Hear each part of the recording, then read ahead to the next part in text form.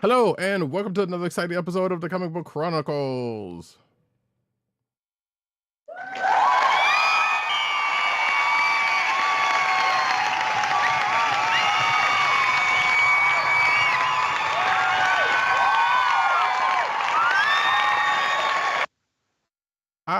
Oh snap, I forgot about the beta. Oops. I am your host, Roddykat. You can find me at Roddykat on Twitter. You can find me at News Nuts Need on Twitter. You can find me at Roddykat on Blue Sky and CPCaps on Instagram.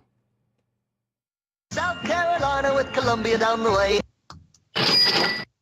And sound effects you've heard come from none other than our man in Brooklyn, Agent_70 on Twitter, Instagram, Blue Sky, and Threads. What's up, everybody? Coming at you live and direct. Mentally been many places, but I'm Brooklyn's own. Exactly. I'm just a kid from Brooklyn. And greetings to Benji Games 2, who has made it into the chat. Welcome. Yes, indeed. In studio crowd tonight. Yes, indeed. You know, sometimes we gotta have them. Gotta have them. Like that song. Oh wait, that's Gotta Have It. That's a different song. Anyway, this being the Comic Book Chronicles, you can find on the Coastal Lizard Podcast Network. That's CSPN.us. Do it today. Your mic is a little hot, but you know. Got it. But it's gonna, you can also find us on your podcast perusal place of choice, whether it be Apple iTunes, like Apple Podcasts, Spotify, or the Coastal Lizard Podcast Network SoundCloud page. Make sure to click like, subscribe, and leave us all the positive 5-star reviews, especially on Apple Podcasts, because that helps people find our show. And, hit that like and subscribe button so you know when we're on live, just like, Benji Games. Indeed. Oh, snap. We even got an early Von Gloom sighting in the chat. Wow, look at that. Even he says, gotta have it, an unlimited comic budget. I mean, I can think of other things I would want outside of that, but yeah, sure. Maybe an unlimited... Unlimited power! Well, I'm sure there's some orange idiot that thinks they have that right now, but we're not going to talk about that because that's outside of the purview of this show. Right. Criminals in charge should not have say. Anywho's, but I don't know, unlimited music budget, unlimited video game budget, unlimited pizza budget. I might be slightly Ninja Turtle with that. I don't know. But we shall see. We'll talk about that. Actually, you know what? No, I do have it. Okay. But we'll talk about that at some point later in the show. Right now, though, we are going to talk about... Buckle up, folks, because we got a lot to get through and a short time to get there, as that other song goes. First off, we're going to talk about the 3 episodes of Your Friendly Neighborhood Spider-Man that has dropped. And those are episodes 3, 4, and 5, which are titled Secret Identity Crisis, Hitting the Big Time, and The Unicorn Unleashed, respectively. Yes, so, we'll start off in chronological order, at least with Secret Identity Crisis. I'm not here to spoil everything. What I will say, though, is one of the highlights of this episode is as we see the what-ifness, of this story, as we see the what-if story in here kind of veer into somewhat comic-related territory, somewhat comic-familiar territory, as they adapt certain elements from past comic book stories into this, as they weave them into the tales for this animated series. It was a lot of fun to see the Slingers identities brought into play here. For anyone who was reading Spider-Man comics during that time, that was an interesting time, to say the least, to be reading Spidey. And it was pretty interesting to see the caped, there was like a vague Incredibles reference, there where I forget the name of the caped hero identity that Spidey used for a little while, but I got a kick out of seeing the cape malfunction, as it were. Yes. So that's what I would call out. That's what I would make note of for this episode. Yes, Edna Mode says no capes. Right. And we continue to see now why. I got a kick out of seeing the Hornet, honestly, because that's the only one I can actually remember out of that crew. So that was kind of funny to see that. So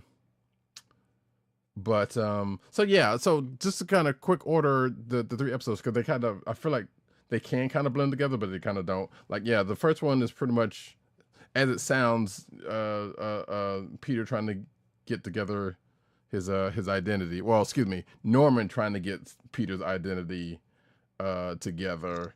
And as Von Gloom says, looks like the Osborns might actually be decent people. Nah, it's only the first season. It's still early. Yeah, it's still kind of early to kind of put that out there. I still think Norman was kind of up to something, of which, so I watched the second episode again before watching the 3, and I could see where people are saying, it's like, yeah, Norman probably knew.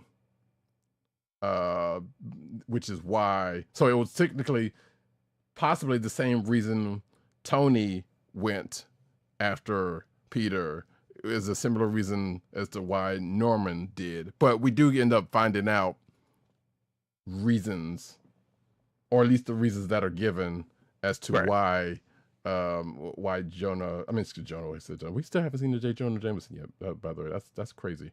Why Norman went after Peter in this universe.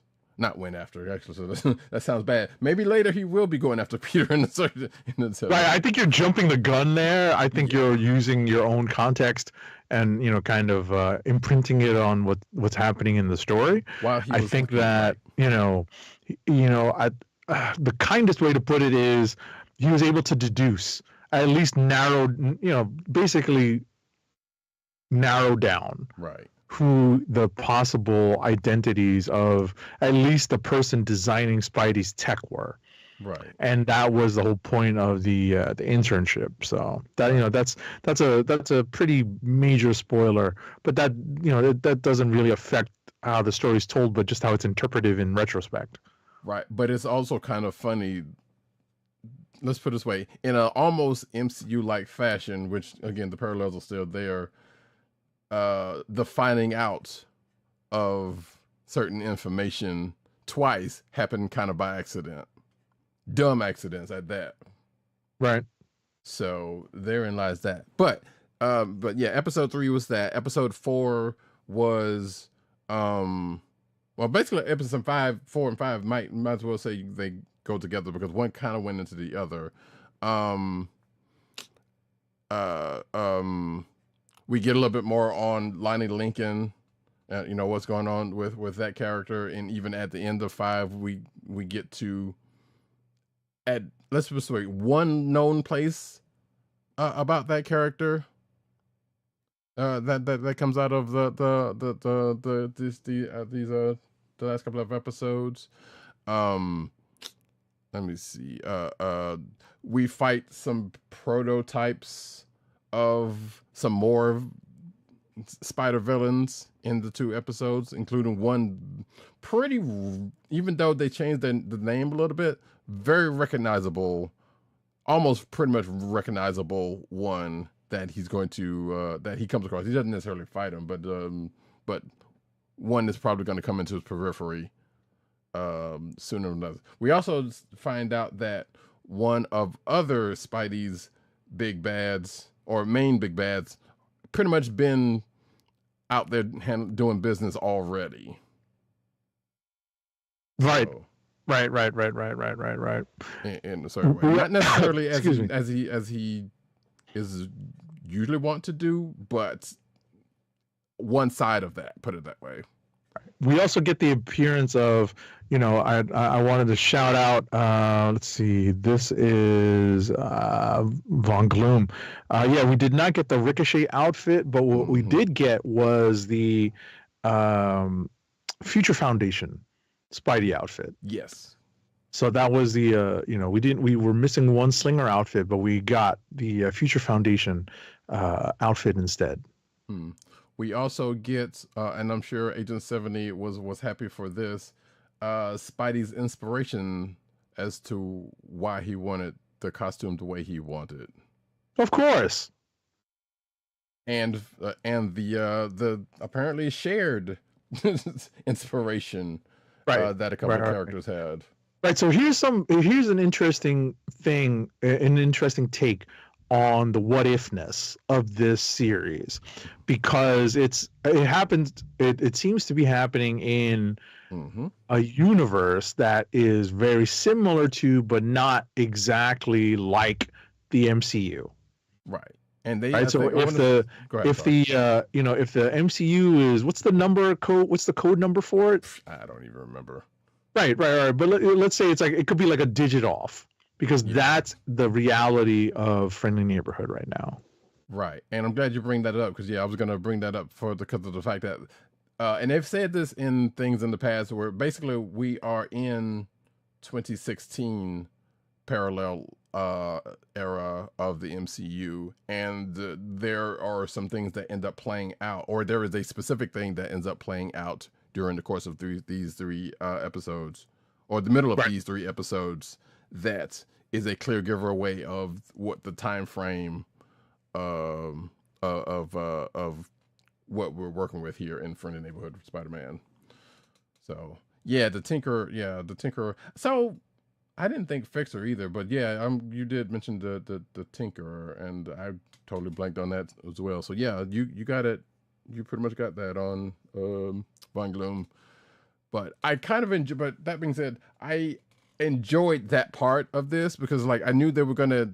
Well, it pretty much had been thought of that they were going to mention it at some point, or mention some event at some point, to kind of give people perspective of the time frame. And boy, did we get it, because there was a couple of things that were like this, all in short order. So I was like, all right, we get it. We know where we are here. Right. We get it. And if that's going to, I assume that's they're mentioning it because maybe somehow, some way, or that's going to continue to play out during the rest of the season / series. As the thing goes by, and it'll be interesting to see if we get another moment from that power. And it was also interesting to see that the one specific moment that they talked about that Spidey was involved in was without him, as you exactly, and he's no longer involved in that part of the story. Right, as you said, the what ifness of it it's interesting. So they've been doing some cool things with this show that I'm liking. So I don't know. I'm trying to stop saying because I'm doing a lot of editing and I don't like it. So Von Gloom, I was going to mention that the first episode, and I totally forgot about that. And yes, they do have another, I guess, hide it in May if you wanna go that way with a with the cartoon version, but. But then again, people were doing that with Firestar back in the day, so it's not really going outside the realm. So they definitely modeled. Hell, even Peter's voice kind of has a Tom Holland quality to it. So, they're playing that quite close to parallel to the parallels in the MCU. So, definitely not surprising there. But yes, like I said, show seems to continuing to be enjoyable though. I'm still, I don't know, the way they're putting it out is still weird to me. But that's, I guess that's first world problems. I guess, I don't know if you want to even call it that, because I'm pretty sure if they was coming out, one by one per week, they would have been like, oh man, I wish I had more episodes per week or something like that. So you can't be happy one way or the other. That's it on that. Unless you got something else. No, I mean, ultimately, I think we can see where the three episode arc was here, because it's about finding his identity in the symbolism behind the costume, right? Working with his new mentor, or the rejiggered mentor story, right? We kind of have the same idea that he's invented a lot of things on his own, but in order to make him more modern, they give him a mentor that allows him a base for increased for an increased tech level, for a higher tech level that's integrated into his suit. I got a kick out of Peter saying, well, I did this one thing already. Right. So I was very happy to hear that, because that obviously circles back to how the character was originally treated. And, he wasn't a junior. One of the criticisms of the MCU is that he's a junior Iron Man. Right. And we don't have any of that here. He's not exactly a junior Osborn yet. There's a little, there are a few upgrades, obviously, like being more resilient. I'll leave it at that. So, which brings up a couple of things, and I want to address what Von Gloom said in the chat first, before I get to that. But so there is a thing you notice in the show that if you do a little bit of research, that pretty much everyone around Peter has an alternate identity from the comic books, and all of them are powered for the most part. I'm even gonna say put Ant-Man in that category, because Golden Odie didn't come from nowhere, but that would be a gist. Although unless they decide to do that, and she's not that old. But regardless, and that's kind of interesting to me, because like I said, pretty much everybody could potentially take on their comic book role. I suspect they're not going to do that with everybody. But the only thing that would go against that is, weirdly enough, the end of the theme song, where I think they basically say it's like he even does it better with a team at the end of the thing. So I'm like, that could just be a throwaway line, or they could be doing like they've done in recent past Spider-Man shows, and maybe setting up something like that in, say, if the show goes 3 to 4 seasons. Right. So part of me would suspect maybe not Pearl, probably Nico, though. And I know people have been speculating that since the first episode, because of the one little incident that happened there, but that's not really anything you should be able to stick to. Right. So, although I did like that, they made Pearl a swimmer. Yes. That she's, that she has an affinity for the water, and that is absolutely an Easter egg. That if you are familiar with the costumed identity of that Pearl has, then that is absolutely an Easter egg. Right. Whether or not we get the full on reveal, I agree with Roddy. I think that Nico's probably more likely, but you never know. Right. What we won't get is probably Amadeus turning into a version of the Hulk, like Brawn or something. Right. Which this also brings up something else from like episode 2, real quick, because when they did that whole group thing, and I guess we could say this now because it's spoiler alert for episode 2, when they did the whole the grouping of them, or when Professor Whitman, I wanted to call him by his other name, but we're not going to do that, kind of put them all. It's the wizard, damn it. Yeah, okay, fine, sure.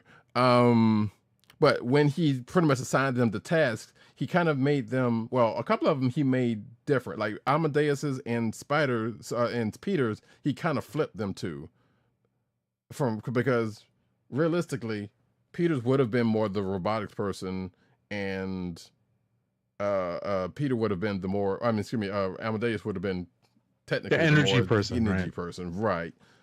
Which and that also brought back. I was like, wait, what exactly was Amadeus' field? And because I remember when he came in, he was like just smart ass kid who we find out later was like really smart. But I don't remember. Did he actually go into the energy thing, or when he turned into the Hulk? And when he turned into a Hulk, that's when he kind of took that up. I do not recall. Yeah, we've read a lot of comics, folks. right. So I was like, okay, what is it? But regardless, like I said, the other two, again, and those folks also apparently have comic book analogies also going back to an Avengers thing. That I barely read, so I barely remember those folks. But apparently, yeah, they are also. I also doubt that they will probably not, get a superhero roles, and people would be like, "Well, who are these people anyway?" Even if they did, but I mean, it could happen. Who's to say? Right, it might be down the road. It may not be a season 1 thing. Right. If they may keep it up their sleeve for a season 2 reveal. Right. So I mean, that's a time will tell thing, basically. So we shall see. But it's fun. I'll tell you one thing. It's fun that there's a little bit of Asian representation on this show. You get Nico and you get Pearl Pangan. That's great. Oh yeah. Hopefully, maybe. Possibly. Oh, and Amadeus. What am I saying? Leaving out, There you go. You forgot about that. Yeah. But also, still opens up a potential, depending on which way they plan on going, for someone else to come into play. Absolutely. That was hinted at in the first episode. Mm-hmm. That's just a matter of which way are they going to go with that. Because it's got to come back up at some point. There's no way in the world, it's not. Well, there is any way in the world especially if the show gets canceled, heaven forbid, and they don't get to. But so yeah, therein lies all that. I know that was a kind of a long answer, but I hope it answers your question. Right, because it's out there. We've brought it up as a topic before, as we saw in these 3 episodes. We've gotten halfway through the first season, just about, right? Yeah. 5 episodes, and we're nowhere close to seeing any other powers being discovered by these characters. So our guess is that it's probably going to be a select few. Right. And we've seen more potential spider villains more than not. More coming into their thing more than any ally at this point. Right. Right. Anyone who watched a Spectacular Spider-Man kind of sees some echoes of how the villains that were created there are being created here also. Yeah. There's definitely some some echoes. It may not be an exact duplicate of the storylines, but they rhyme. Right. Nice. So also feels like a Spider-Verse with an extra dimensional spider giving Pete his powers. Yeah. Like I said, they have to do something with that part. Hopefully, if they get the chance to do so, because there's no way in the world you could just leave that out there like that. Which is what I was just talking about. But that being said, we'll push on because I think we've anything else we can say now we'll get into spoiler territory, and we don't want to do that. Massive spoilers, right? Mm-hmm. So we are going to go into the next topic, which is Invincible season 3, episodes 1, 2, and 3, which are named "You're Not Laughing." You're Not Laughing Now, A Deal with the Devil, and You Want a Real Costume, right? So it's a pretty substantial chunk of story that's given to us, because as Roddykat quickly reminded me as a FYI earlier today, is that these episodes are they're not exactly an hour long, but they're substantial. They are 40 plus minutes, not quite 50 minutes each. Actually, no, and there are they are, pretty meaty and substantial. You're basically sitting there, with, I don't spring for the ad-free version of Prime Video. So you do have to be there for a slightly extended commitment, if you're watching them all the way through. But nevertheless, what you get when you're sitting through these episodes are lots of story beats that are carrying on where we left off, and I definitely appreciated that. We had lots of development, lots of character moments here. Everything from in the first episode, kind of catching up with the Guardians and Mark, and where he is in the wake of the events of the last season, the end of season 2 that was. So, I'm struggling not to spoil everything because there's so much that happens. Honestly, that's kind of making it easy because of so much things happen. I was like, okay, yeah, but when did things happen? When? And it's like, even if I mentioned up something, I'm like, I don't remember when it happened. And I watched it, I watched the last episode, probably a good hour before we recorded. Mm-hmm. And yeah, it's a whole lot. And so I may or may not be standing corrected because the Amazon Prime page for the show says something different than what the app on the PlayStation 5 says, because it said 53 minutes when I was watching it, and this is saying 50. Oh, right. So I have 42. I have 48, 48, and 50. Right. So and on the page it says 49, 49, and 50. Okay. So that's weird. Maybe those are the ads. Yeah, I don't know. Regardless, though, it still stands that they are lengthy as episodes. Right. So, and as Von Gloom says, which were pretty brutal, and yeah, just when you get used to the violence, they up the ante for sure. Yeah. So the one thing, and just like it happened with season 2, there were some things that get brought up from season 2. It was like, I don't remember, or even season 1, I don't think, I don't remember when this happened, and I didn't go out and look for, even though they do recap, previously on, before each episode. I'm like, I don't remember any of this, or any of this particular thing that got brought up, I should say, with this one character or two or something. Right. So it's like, well, there was this one character who we kind of circled back to. Right. That's certain things happening on back when Mark was in college, and that happened a while ago. Mm-hmm. Oh, you're talking about that? Yeah, that whole thing exactly with that, and in relation to the other person that gets brought up there. Yeah. So I was like, okay, I remember happening, but I just don't remember what part this other person did with their part, or when their thing that they brought up. So I'm like, okay, well, whatever. And then there was a couple of other things that got brought up. I was like, I don't remember this, but I'm just gonna let it float. Sure. So, but we do we at the very least get check-ins with, I would say, the major players, including Omni-Man at some point in here, because you got to have at least one for what they're building up here. So it's like, okay, it's all for me. It's all come for me. It's all still good, and they're kind of cleaning up some stuff from the last season and kind of going towards something, because I know Kirkman has said he's at the very least got a potential 10-year plan or something, or 10-season plan or something, or whatever he said. He's basically he can let this go for a while if he want to.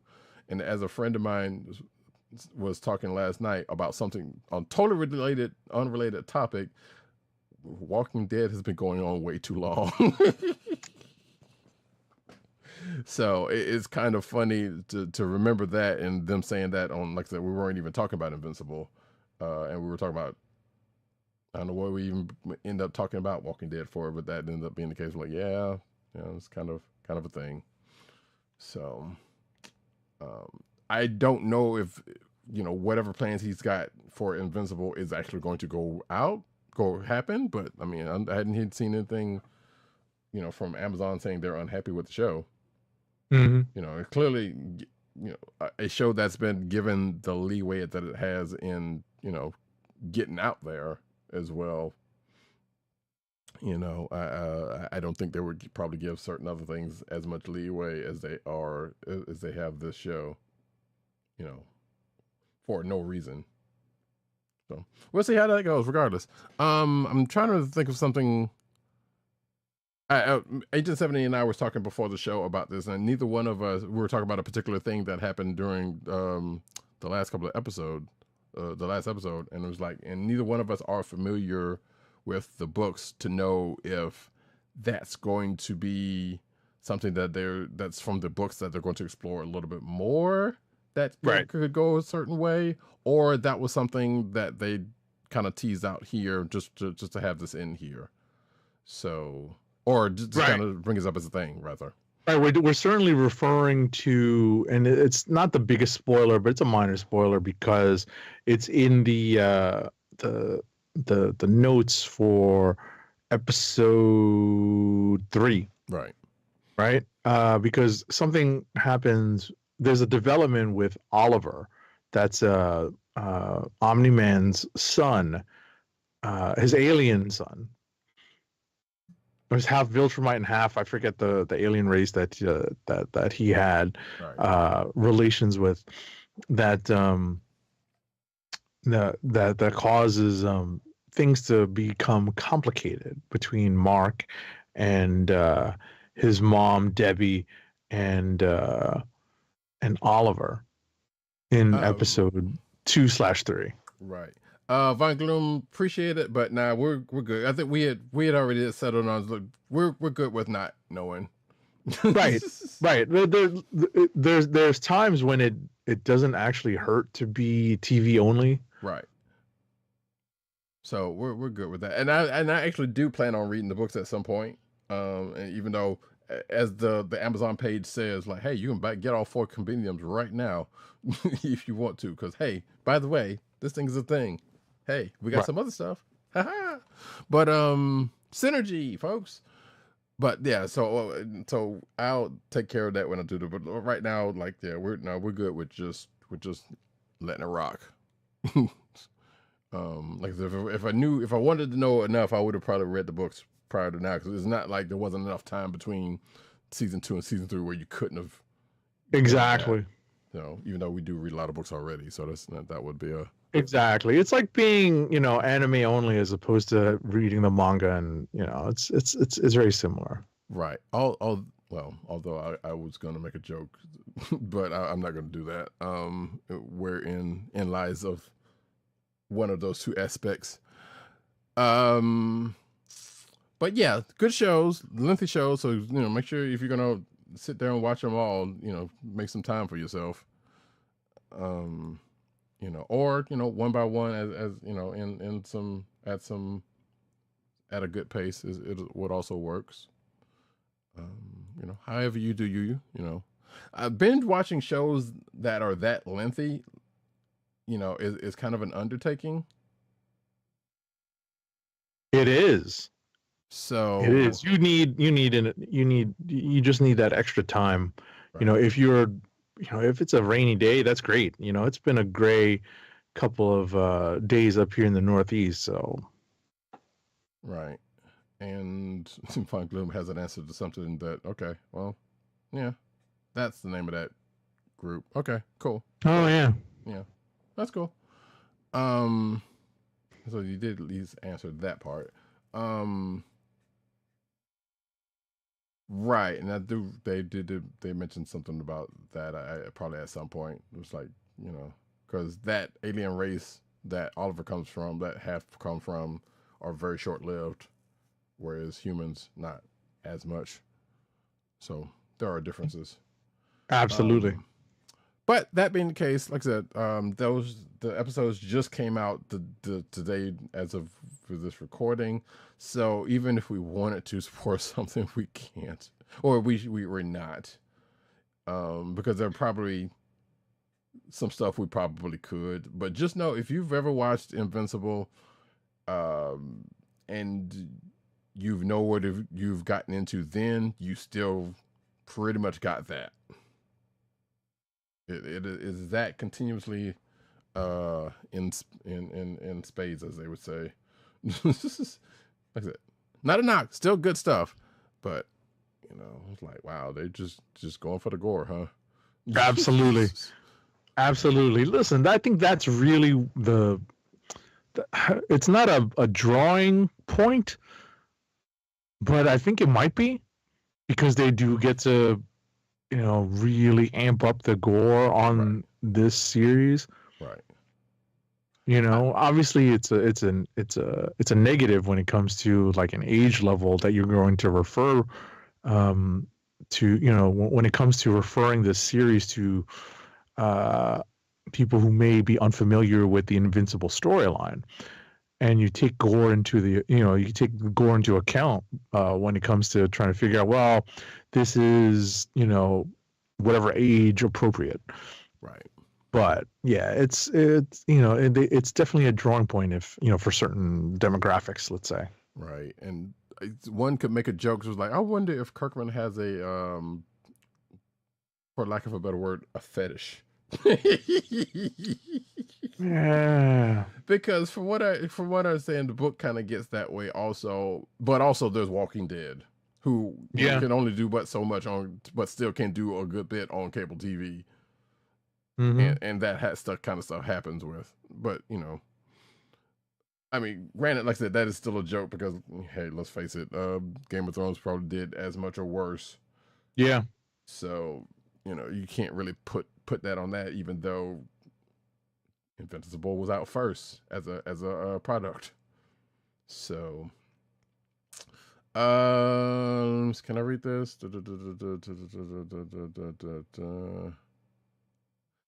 You know what? I wasn't sure. I'm sure they're gonna bring that Cecil plot. So there was a thing with Cecil in that middle episode, episode 2, that we got a little bit of backstory on. We can say that much, without going too much farther in that. And Right. I was kind of wondering why we were getting that now. I assume that is something they're going to deal with during the course of the season, or if it's like, oh wait, we didn't do this in the last couple of seasons, so we might as well go ahead and do this now because it's going to continue to play into, the relationship between Mark and them and him and the GDA or whatever, or GDI, whatever it is. Probably not GDI. That's Commander Carker. No, it's GDA. Yeah. I'm thinking Commander Carker. GDI. No. But regardless, especially with the hippie lady. Oh no, I thought they dealt with that though, because I think they dealt with that with what happened later on in that episode. That's all I will say about that.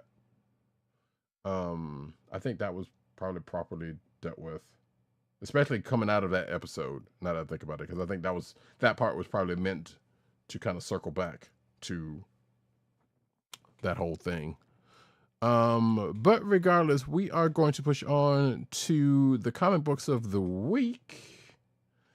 Starting off with Gatchaman, Only One Earth, number 1 of 4. That is an interesting thing to start with. Gatchaman Only One Earth, number 1 of 4, is written by Tommy Lee Edwards with art by Nuno Plati. Colors are by Giada Marquisio, and letters are by John Workman. So this is apparently a mini-series that will tie into the regular Gatchaman series over the next several issues. That's something that that's something that I was informed of by reading some of the back matter that's in the regular Gatchaman issue as well as this issue. Mm-hmm. So just very broadly, this miniseries will focus on Joe the Condor and Ken Eagle. And kind of their back and forth as they're on like kind of a mission to support each other as they fight the forces of Galactor. Right. Did they put that checklist at the end of the? Yes, they did. Yes, They did. Okay. Yeah, because They did. I had to actually add this to my pull list. So. Right, because I remember seeing. So I would flip back here every now and then because I didn't think wasn't sure whether they did actually have anything else coming, because normally they would have had like the 3 slots. Actually, here I'm going to put this up for folks really quick.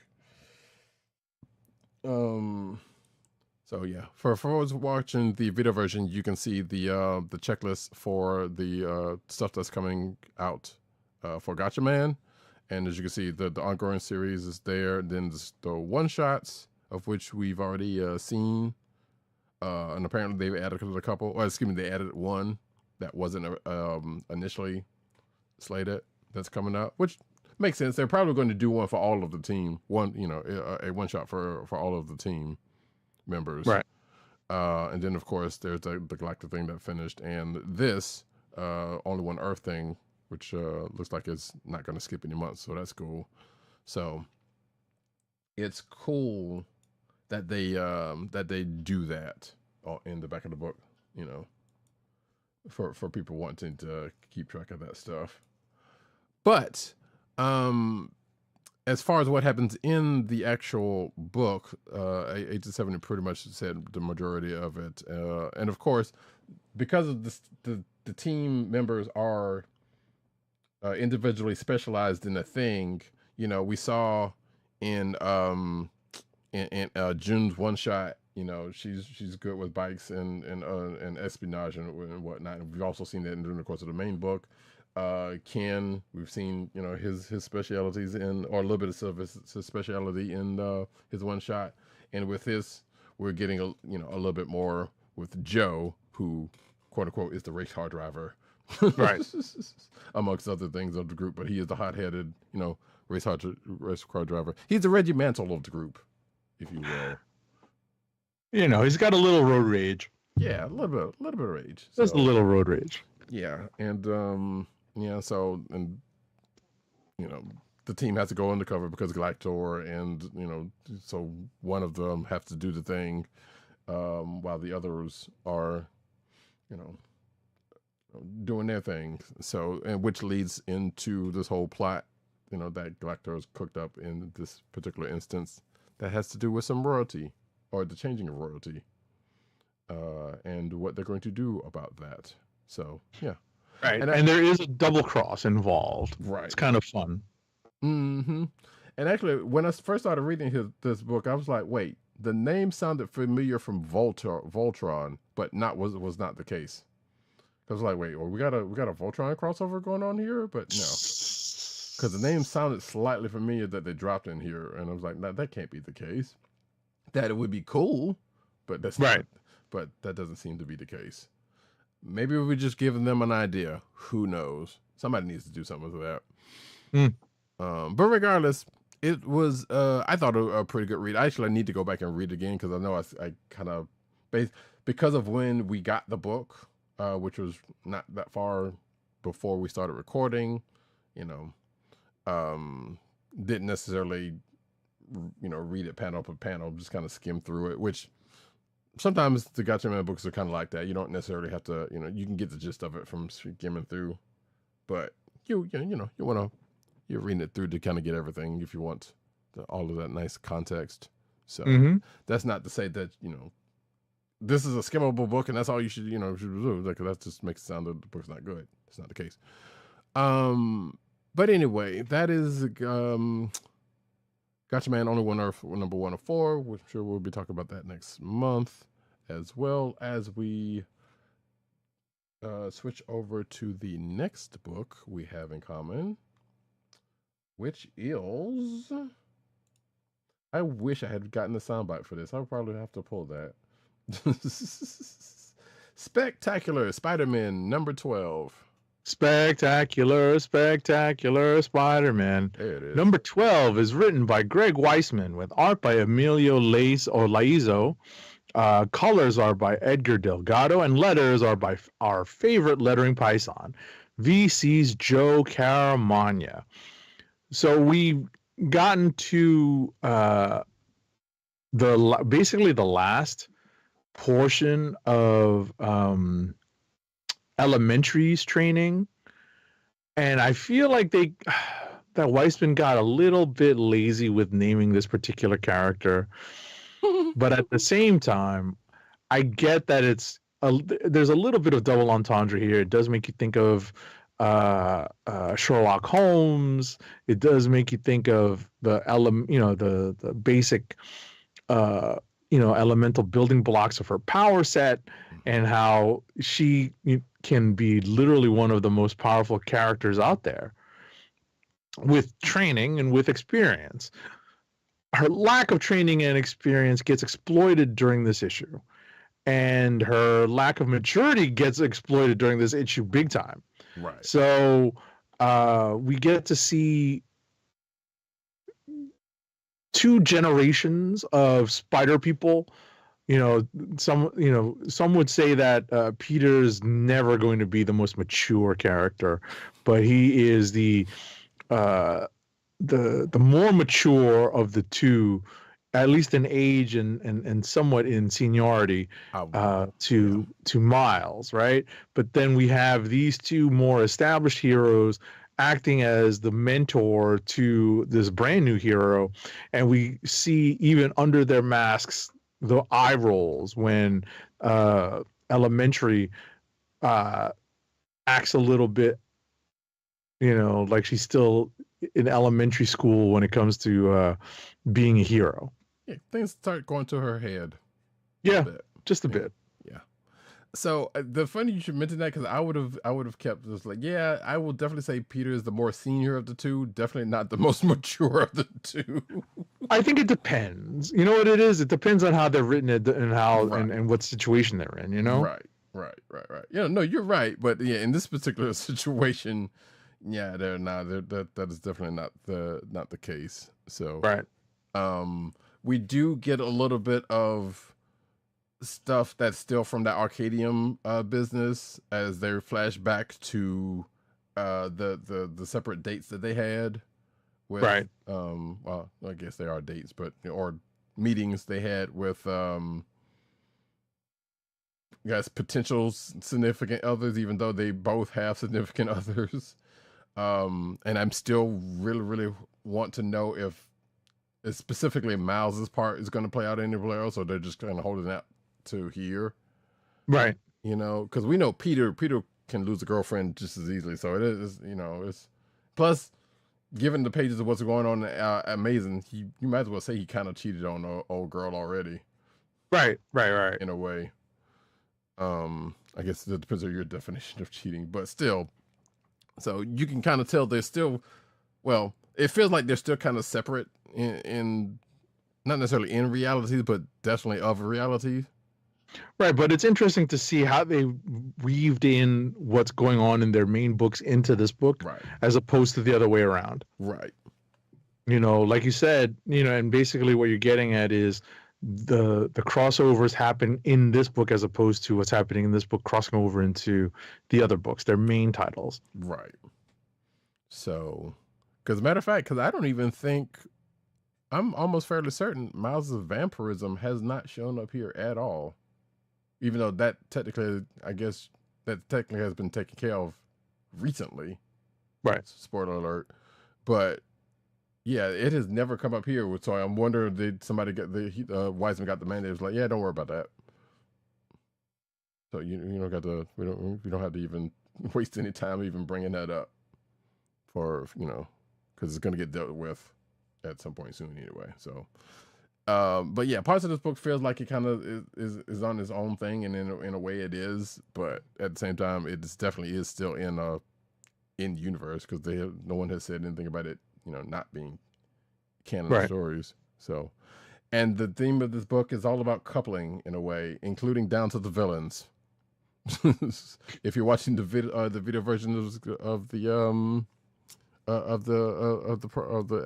podcast, you kind of can see what I mean in a way. Yeah, it's true enough. That is very true.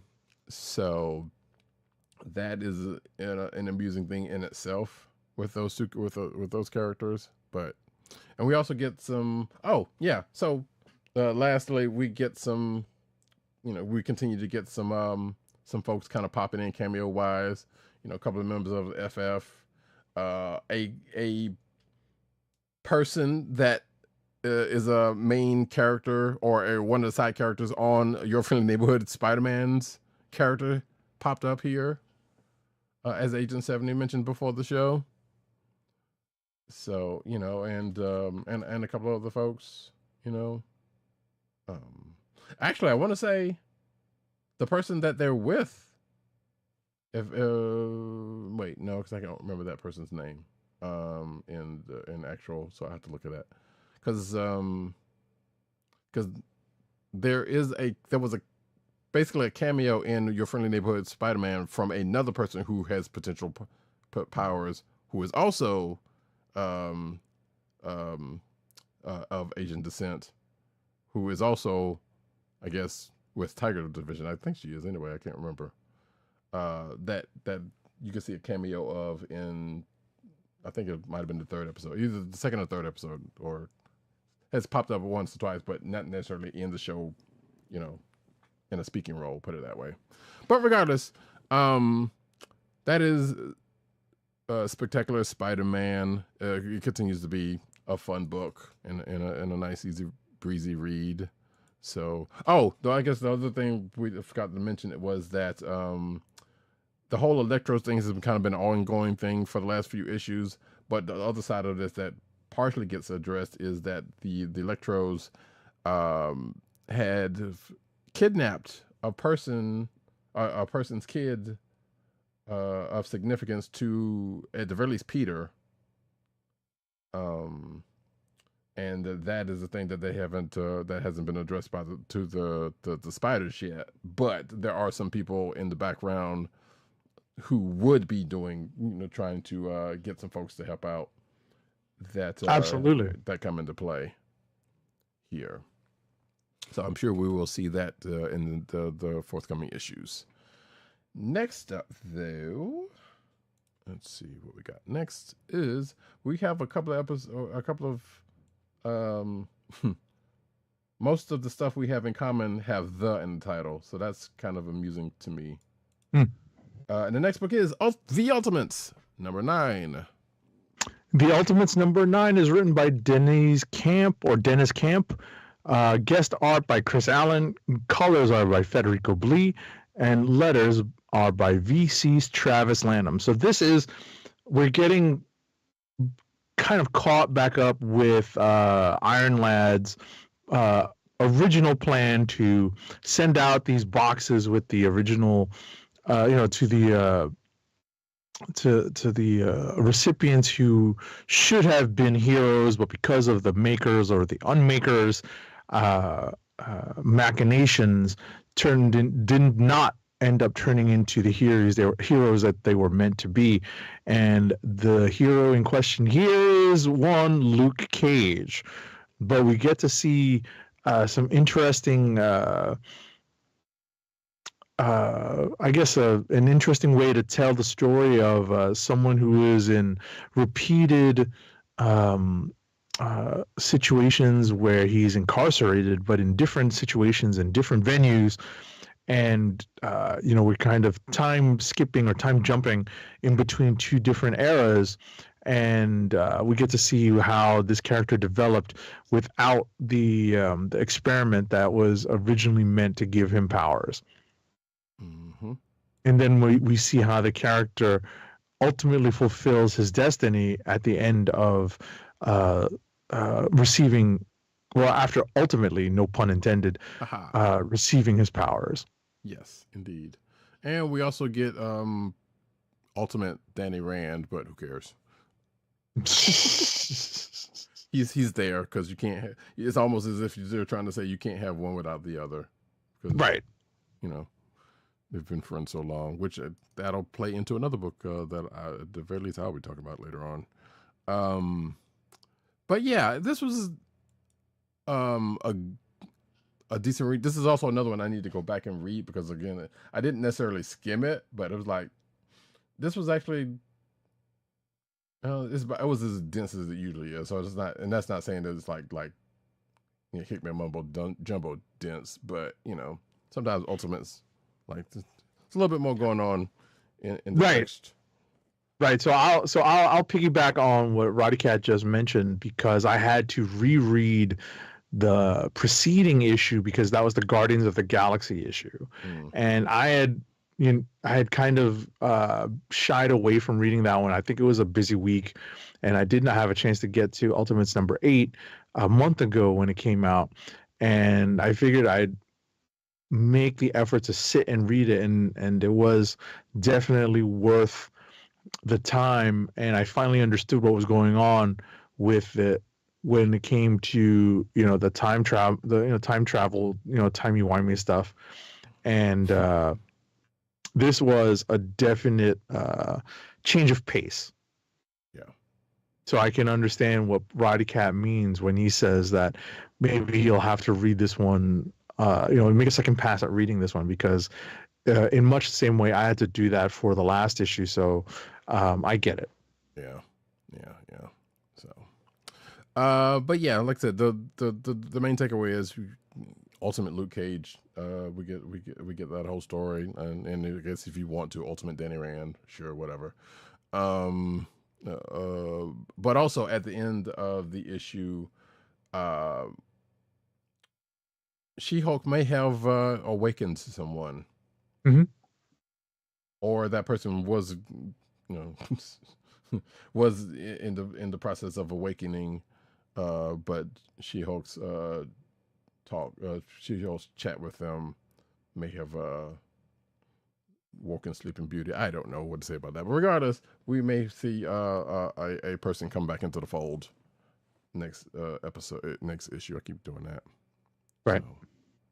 But yeah, it was a cool issue. Potential click of the week. Okay. Yeah. Especially is how which I kind of knew, because reading articles about this issue, like when it was announced, because you know how stuff gets spoiled from solicits and whatnot, as to how a thing kind of plays out. But that kind of came out in solicits, like, okay, yeah, so we got from A to B, so there you go, and now you can see it in story form. Alrighty. Von Gloom says this version of the Ultimates is drastically different from the one that became. Yep, that's been the whole absolutely thing. Yeah, that's been the whole thing with this whole universe, part and parcel. So yeah, that's surely a thing. Although, from what I've seen about rumblings, they might be melding the two at some point. But we shall see. Next up, though, we're going to get to The Avengers number 23. The Avengers number 23 is written by Jed MacKay, with art by Fareed Karami, colors by Federico Blee, and letters by VC's Corey Petit. So now we understand in this issue why Black Cat is working with Kang. It makes all the sense in the world. Yes. And if you're familiar with the Black Cat character, I feel like MacKay has used this particular story beat before. It seemed very familiar to me, but it just made sense nevertheless, given the MO of Kang the Conqueror. And ultimately, we get to the point at the end of this issue where Kang is going to Kang, and Kang is definitely Kanging at the end of this issue. And Felicia, you gotta give her some credit, because part of the idea that they enact is definitely part her. I don't know. I can't remember if the part where an old Excalibur gang villain comes into play, which, boy, we hadn't seen them in a good minute. Listen, I was wholly unfamiliar with these characters, but as soon as I saw the name, I was like, I have seen and read their Ohatmu entry. I think it came during like the 87 update. Probably, yeah. So I remember collecting those Ohatmu updates. Right. So yeah, a group that is probably for some folks is more known, at least to me, going up against the original version of Excalibur and popping up in the X books every now and here and there in relation to at least one or two of those characters that were probably already there as well. But they have definitely popped up here and there. But it's been such a while. I was like, wow. I have not seen them in a good minute. Might have popped up on. No, I'm not gonna say that because I thought they might have popped up on Captain Marvel at some point, but that might not be true. But they were used to an interesting effect here, which is kind of amusing. And like I said, Kang and Felicia's plan kind of worked out. We also saw another side of Tony. Thanks to this group, which is kind of amusing, and it's some good stuff. Now, where this is all going, I was about to say this ties into what we were talking about with Friendly Neighborhood. Not only do Peter and that version of Peter and that version of Harry have something in common with the 616 Tony Stark, apparently. Yes, indeed. So that was probably the funniest thing I read in this book. But also, and I hadn't had a chance to read it though, but I will say, second time Felicia has shown up in a book this week because she is a part of Scarlet Witch's book, which coincidentally is in this book also. Right. So right. I'm very much enjoying the art by Free Karami in Avengers right now. It's solid stuff. I was about to say I wouldn't get too used to it because if I'm not mistaken, I think he's leaving the book soon. It's too bad. Because I could have sworn I saw on like he said he had done his last issue, but he will probably be back. And I can't remember if it was the next issue or this issue or the next issue. Might have been like the next issue or one of the issues coming forward. Because I think he's going to be off the book for a minute. Gotcha. So, on social media? Yeah, he said it's on social media. Got it. So, but that being said, I think that is it for the stuff that no, it's not actually. I'm sorry. We got one more book that we actually had in common. This was a kind of surprise to me. Because I didn't think H70 was reading this book. And that is Batgirl, number 4.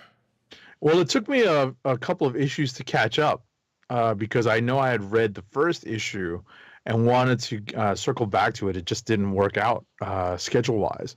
Right. But Batgirl number 4 is written by Tate Bromble with art, and this is why I circled back to it, with art by Takeshi Miyazawa. Mm-hmm.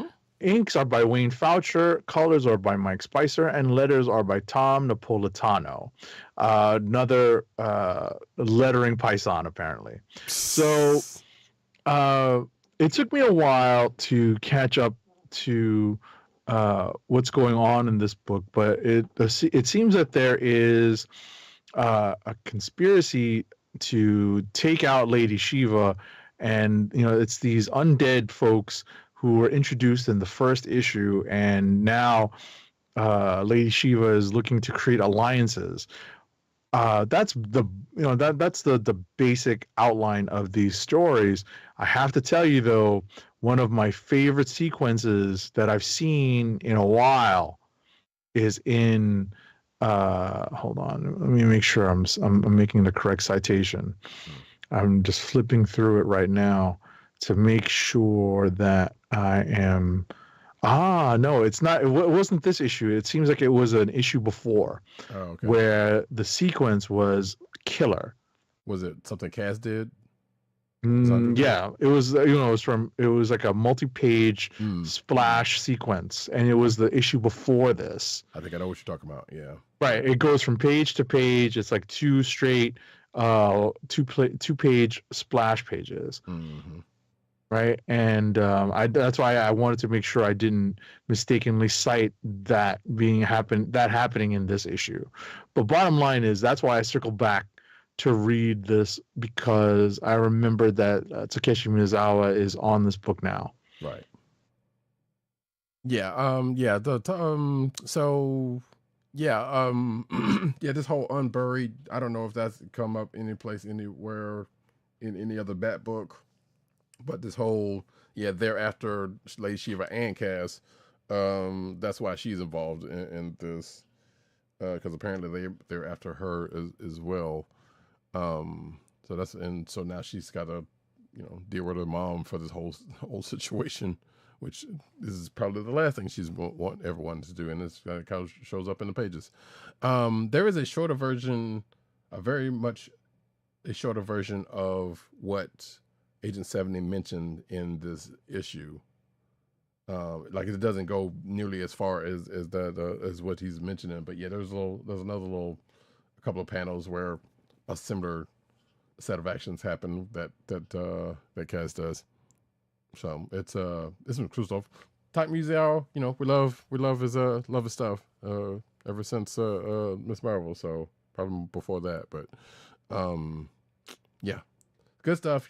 Check out the book for that if for nothing else. But luckily, this book is not that hard to kind of get through, to get the plot through to this point. Right.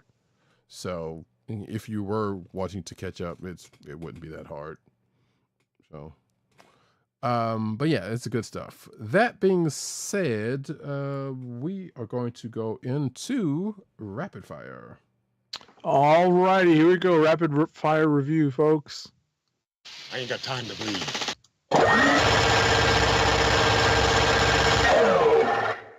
All right, first up for me is Absolute Superman #4. It's written by Jason Aaron, with art by Rafa Sandoval, colors by Ulysses Areola, and letters by Becca Carey. So we continue on, and I had to catch up on this book also because I had skipped, I think, the issues 2 and 3, and I found myself with some time to read up. And basically, we have, let's just say, a very socially conscious Superman in this absolute version. And, there are some very clear allegorical story points that Jason Aaron is weaving into this Superman narrative. Very much based in reality, based in real world events. So you have to read that, and you have to just sort of see that and see the parallels. It's and still see what parallels he's incorporating with the Superman mythos. We get the introduction in this issue of Jimmy Olsen, not in the frame of reference that you're used to. Lois Lane has been introduced in this book, not necessarily in the frame of reference that you're used to.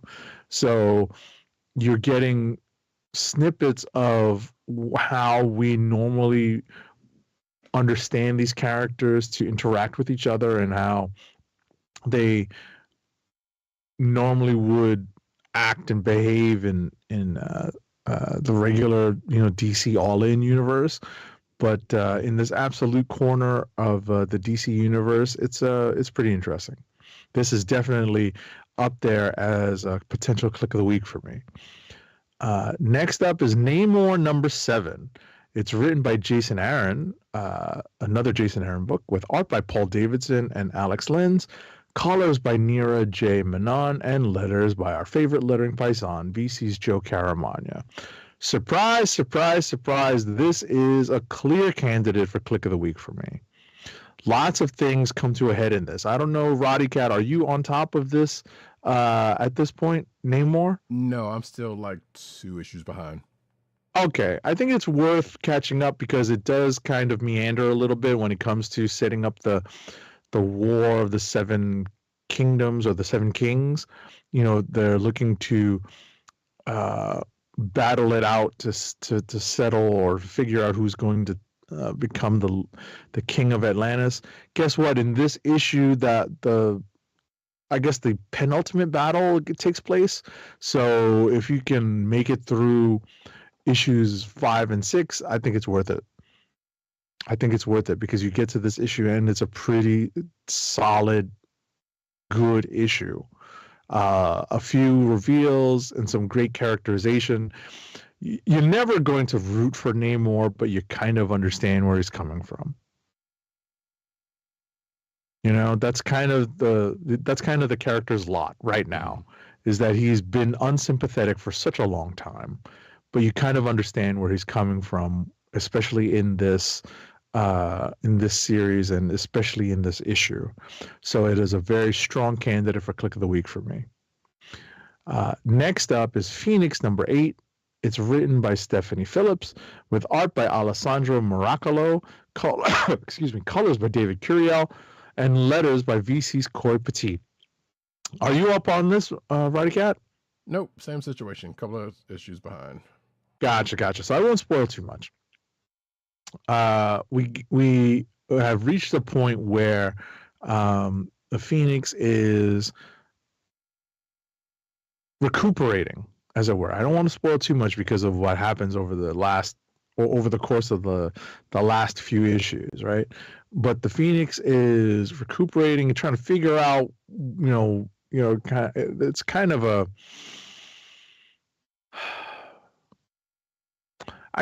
without spoiling too much, and that's definitely a spoiler there. It's definitely a flashback in a sense. It's in a way a flashback to a previous storyline that involved the Phoenix.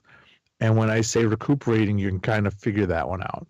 Well, yeah, I know enough that like Thanos comes into play, and I know there was that whole thing with them that's, I think, within the last couple.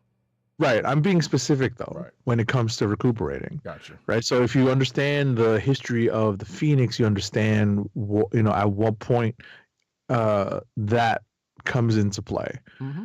Okay. And that, again, kind of comes into play during this issue. So it's kind of a setup for, I guess, the big finale. Let's see if there's anything else here. Wolverine number 6. It's written by Saladin Ahmed with art by Martin Coccolo, colors by Brian Valenza, and letters by VC's Corey Petit. Laura Kinney, aka another Wolverine, gets in on the action here. It's Wolverine teaming up with Wolverine, basically his kin, his clone, to take on the possessed bodies, the possessed souls of other adamantium-based characters, or villains. And we find out, what's going on with the adamantium, and another character is brought to the fore and revealed as maybe possibly the mastermind behind this. But it's been a walk down memory lane for Wolverine antagonists. So this may just be another in a long line of Wolverine villains that have popped up in this series to become tools for this anti-adamantium entity, maybe. So we'll get more information as this story arc continues on in the next issue. And that's it for me. Why is Nightcrawler there? Nightcrawler is helping out. He's helping? Gotcha. Yeah, he's helping out. All right. Let's see. First up for me is Teenage Mutant Ninja Turtles Saturday Morning Adventures Continued number 21. Written by... I gotta scroll back up, sorry. Story by Eric Burnham, art by Dan Schoening, letters by Ed Dukeshire, and colors by Luis Antonio Delgado. So basically Splinter has the boys on a meditation day, but Raphael got out of that for the moment because somebody had to go make a pizza run. So the person who would get in the most trouble the most easily is the one that went out for the food run, and get into trouble he does because he runs afoul of some philosophers and runs into Casey Jones, which again,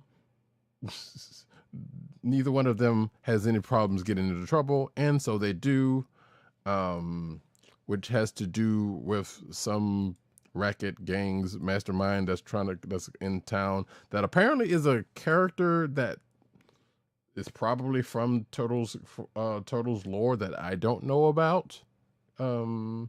Maybe later seasons of Teenage Mutant Ninja Turtles, because this is set in the world of the 80s cartoon. So somebody does pop up as being behind things, and I don't know who they are, and I'm like, okay, well, that's that. And I assume they're going to pop back up at some point, but you know, therein lies that. Next up, Birds of Prey number 18. Excuse me. Written by Kelly Thompson, art by Juan Cabal, colors by Adriano Lucas, and letters by Clayton Cowles. So what started out as a sparring session between Black Canary and her adopted sister Sin turns into setting a trap for some folks who are after Sin for reasons that I'm totally blanking on, because this has been a thing since the character was brought into the book, which I think, now that I think about it, the character was brought into the book when the volume started. So apparently Barter is a sore loser thanks to video games, but or thanks to this particular point in video games with Batgirl, but her and Batgirl, who, you know, they get along quite nicely, end up being on another mission that is separate from the one that Black Canary does, is setting up for who's ever after Sin. And this other mission involves John Constantine, who calls and asks for help. So whether these two missions are going to intersect at some point, don't know, but this is what we got so far. And actually, at the end of the DC books this week have been a preview of Zatanna's new book, and I'm probably going to circle back around and checking it out, because I do like that character. So I didn't see her doing any spells backwards yet, but only time will tell on that one.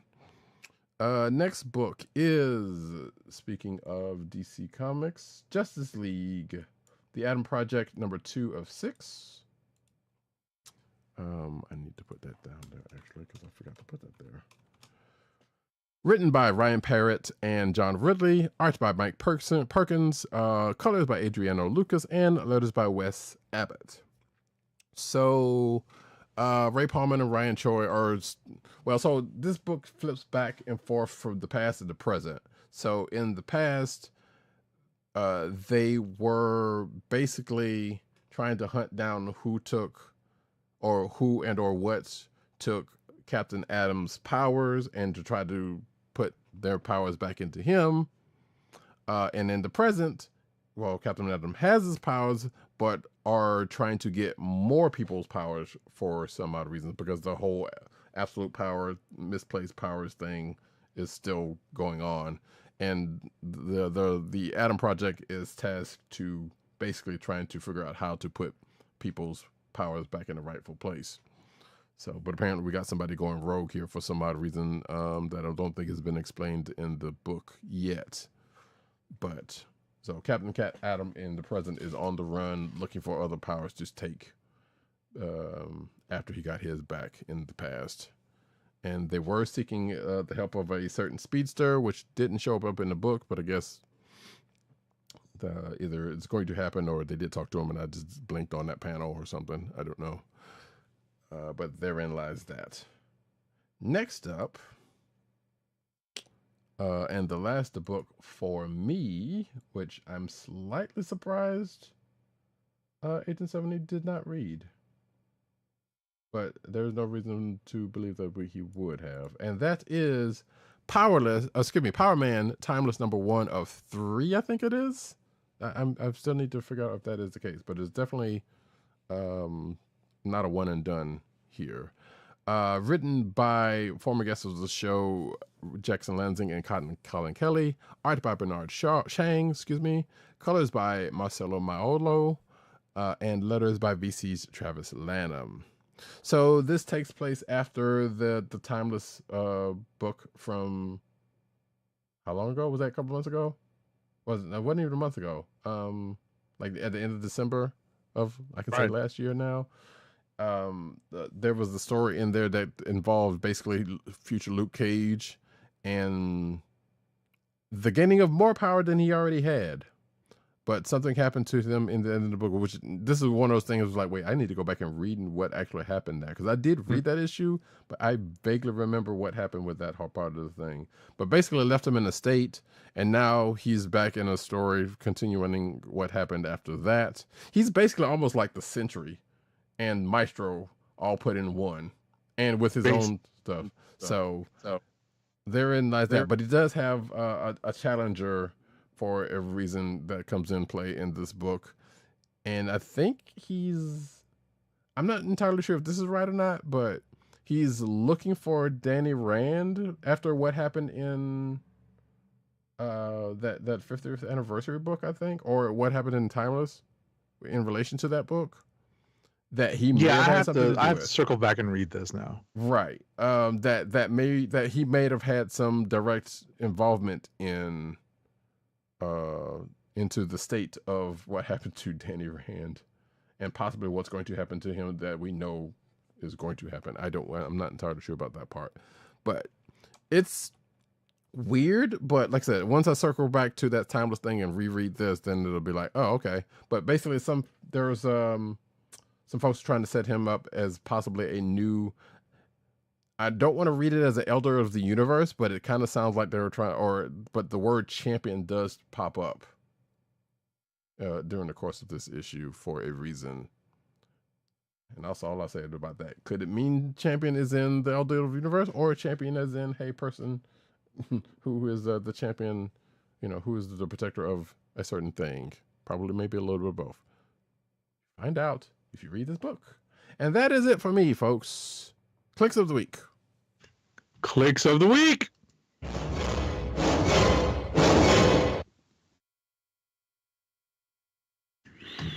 I have my candidates. How about yourself? Okay, go for it. What you got? So my candidates, as I said earlier, are Absolute Superman #4 and Namor #7. I liked a lot of books that I read this week. Avengers 23.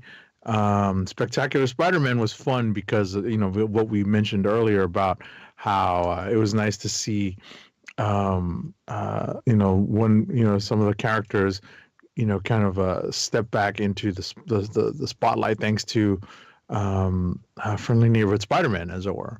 But I think in terms of overall comics, Absolute Superman #4 and Namor #7 were the best that I read this week. And I think that I am going to go with Namor #7. Surprise, surprise, surprise. Interesting. Yeah. How much Stingray shows up? Nah, there's no Stingray in this. But there will be at some point, because Stingray does play a role in this limited series. Mm-hmm. Shout out to Matt Wang 97. He'll know why. For myself, I didn't get a chance to read Namor, so I don't know. I'm gonna have to catch up with that at some point. Avengers 23, definitely one candidate. Ultimates #9 is another candidate. Interestingly enough, like I said, I will definitely have to circle back around to that one, just for some context on a couple of things. But yeah, I definitely enjoyed it. There was some interest in reading that. And Spectacular Spider-Man, which is always a treat. So, that's not that big of a surprise.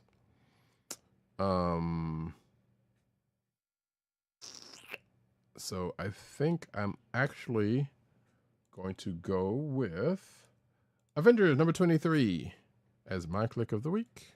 Nice. Yeah, enjoyed that. It was a fun read. weirdly made me want to go back and reread Excalibur, but it doesn't really take much for that to happen anyway. So therein lies that, folks. Those are our Kliqs of the week. We are going to get into the news section, but first, an ad read. Our first ad read of the night is for Blue Apron's meal delivery service. Blue Apron, fresh ingredients and incredible recipes delivered weekly to your door. Skip the grocery store and make incredible meals at home with Blue Apron. Always shipped free right to your home. And now the listeners of the Comic Book Chronicles can get $30 off your first Blue Apron order. To place your first order with $30 off and to help keep our show free for you, go to our network website at cspn.us. That's cspn.us. Then click on the Keep Our Podcast free link at the top of the page. From there, scroll down to the Blue Apron link and sign up for your first order. Blue Apron through cspn.us. Do it today. And now we get into the news.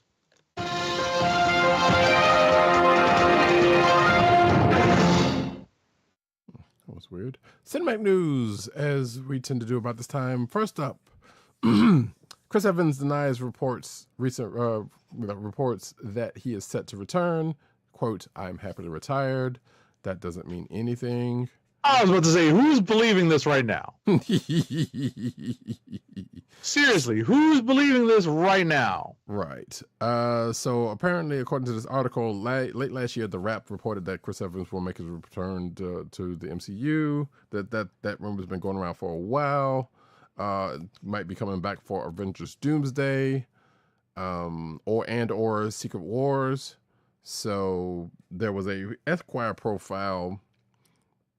And I think I also saw this on Variety, but I think they were also quoting this Esquire thing when they were talking to both Anthony Mackie and Chris Evans, I think separately. But apparently, when they were talking to Anthony Mackie, he says that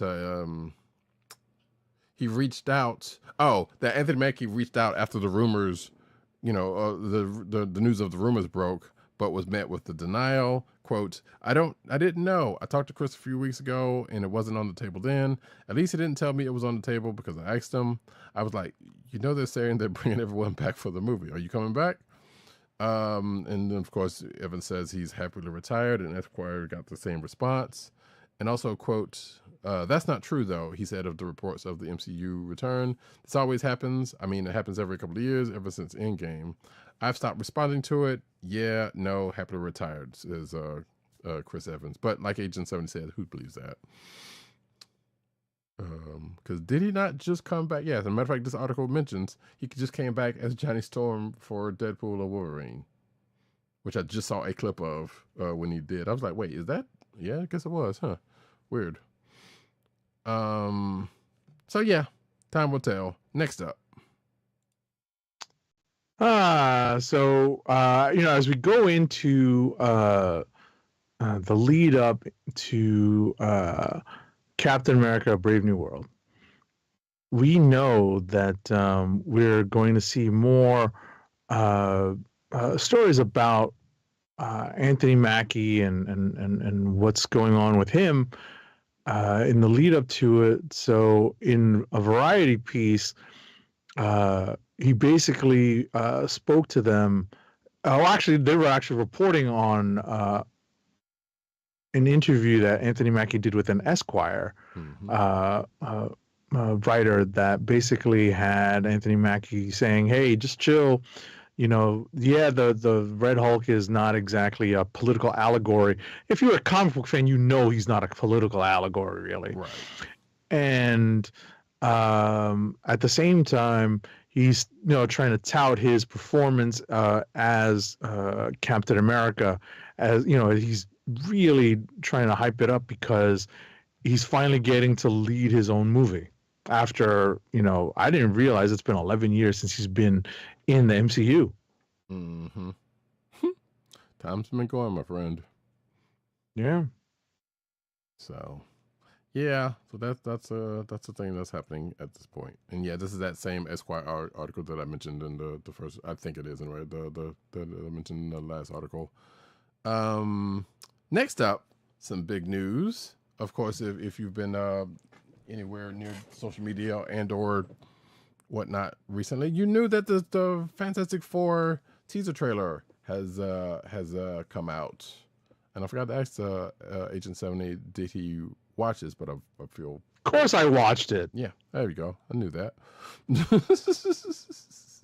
So first of all, I guess before I get into this article, which does definitely talk about the teaser trailer and is linked, well, actually, I'll get into it now. Basically, of course, as people do when teaser trailers come out, you know, got to go through all of the Easter eggs that, you know, the social media is rife with channels that are talking about all of the Easter eggs that came out of it because you can't help himself, and it, I guess, money, it makes them money or get them views or whatever the case, how that all that works out.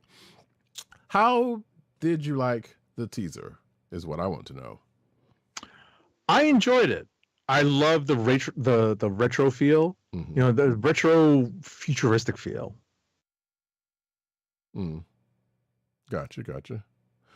I'm looking at this and this picture that is on the article and thinking about the teaser. It's like, you know what, the young lady that got for Sue Storm. Okay, I see it now. Listen, you had to see a little bit of proof of concept, Right. before you could be convinced. So that was one. I think seeing. I know that that Roddykat. Are you up on the bear? I'm aware that the dude that's playing the thing is from there, and I think they did a little thing from that in the teaser. So I Right, know that. right. So I kind of enjoyed seeing the character from the bear kind of doing kitchen things. I'm sure that was definitely intentional. Yeah. But it was nice, you know, so, Herbie and, you get the, it's a teaser trailer that, I know there are people who were wondering like, well, why did they not just wait till the Super Bowl and play this? Which I'm pretty sure there's probably other trailers coming, maybe one for this week for the Super Bowl. But I'm like, what? Me as a non-sports ball person is like, you know what? They don't have to do this. Something like this doesn't necessarily need that. But at the same time, I know it would also get eyeballs if it was there, and it probably still will be there. Maybe it might be a shorter teaser, or it might be a little bit more. Something. This is just a teaser for that for Sunday. Because we'll find out Sunday, or y'all will find out Sunday. I'm only there for the commercials because I don't watch the game. Who cares? Sports ball. Anyway, but yeah. So this article, as we close this out, like I said, a bunch of Easter eggs that this article's article writer or team came across during the thing. And again, like I said, no shortage of those videos out there at this point. So bask in it. Von Gloom says didn't Mackie learn from Finn Jones? Comparing comic villains to actual villains is not the way to go. I mean, there are certain cases where no, you can make the tie. This is not what that whole Red Hulk thing was not one of them. But right. No, there are cases you can very much do that. In fact, I'm pretty sure the real life villains, well, definitely real life villains have inspired comic book villains, past and present, surely.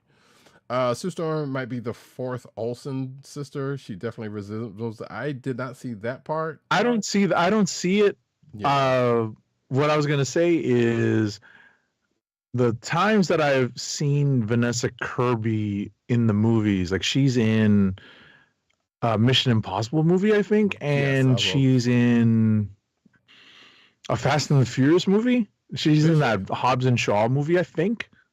Holy shit, I think you're right. I totally forgot. Well, I mean, it's Hobbs and Shaw. Who's going to remember that shit? Right, exactly. I try not to remember that one, but I remember her being in it, and I do not recall a resemblance. But, I'll take another look. Yeah, no, I was going to say, which would be unfair. I was going to say generic white girl, but that's not fair. That's not fair. But yeah, I also remember her from, and now that you mentioned that Fast and Furious movie, there and Mission Impossible, whichever one she was in. So yeah. But hey, here we go. This is what we got. First Family. Coming up. Next up, speaking of. All right, next up, Marvel has seemingly hidden a secret Morse code message in the Fantastic Four trailer launch, and it's already been deciphered. So apparently, So silly. There's a recurring beeping sound tucked away among Michael Giacchino's instantly iconic score during the pre-launch on the pre-launch live stream. So the internet cracked it, and basically, it's Morse code. So the Morse code, the beeping is actually a Morse code signal that could spell out radiation. I love it. People just are on things. It's funny. I want to address what Von Gloom says. The only bear I know is Fozzie. That's funny because I've been watching some Sesame Street clips. I know that's not whatever, but there's been the bear is good. Yes, chef. Yeah, I mean, if you like that thing, it is. I know a lot of people like it. Vine Gloom says, I stopped watching Fast and the Furious after the second one. Sir.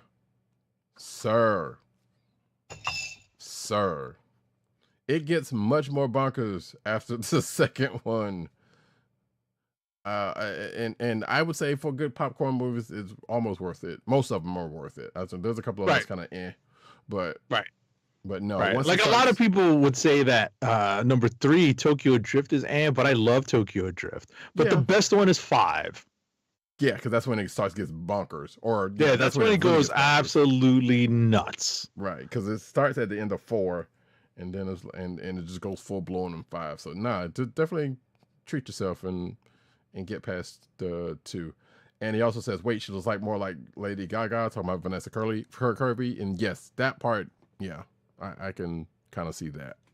Mm-hmm. Next up, though, I think that's the oh yeah. So this is the last one for Fantastic Four. Apparently, Marvel denies using AI to create the Fantastic Four First Steps posters, despite one of them appearing to show a man with 4 fingers.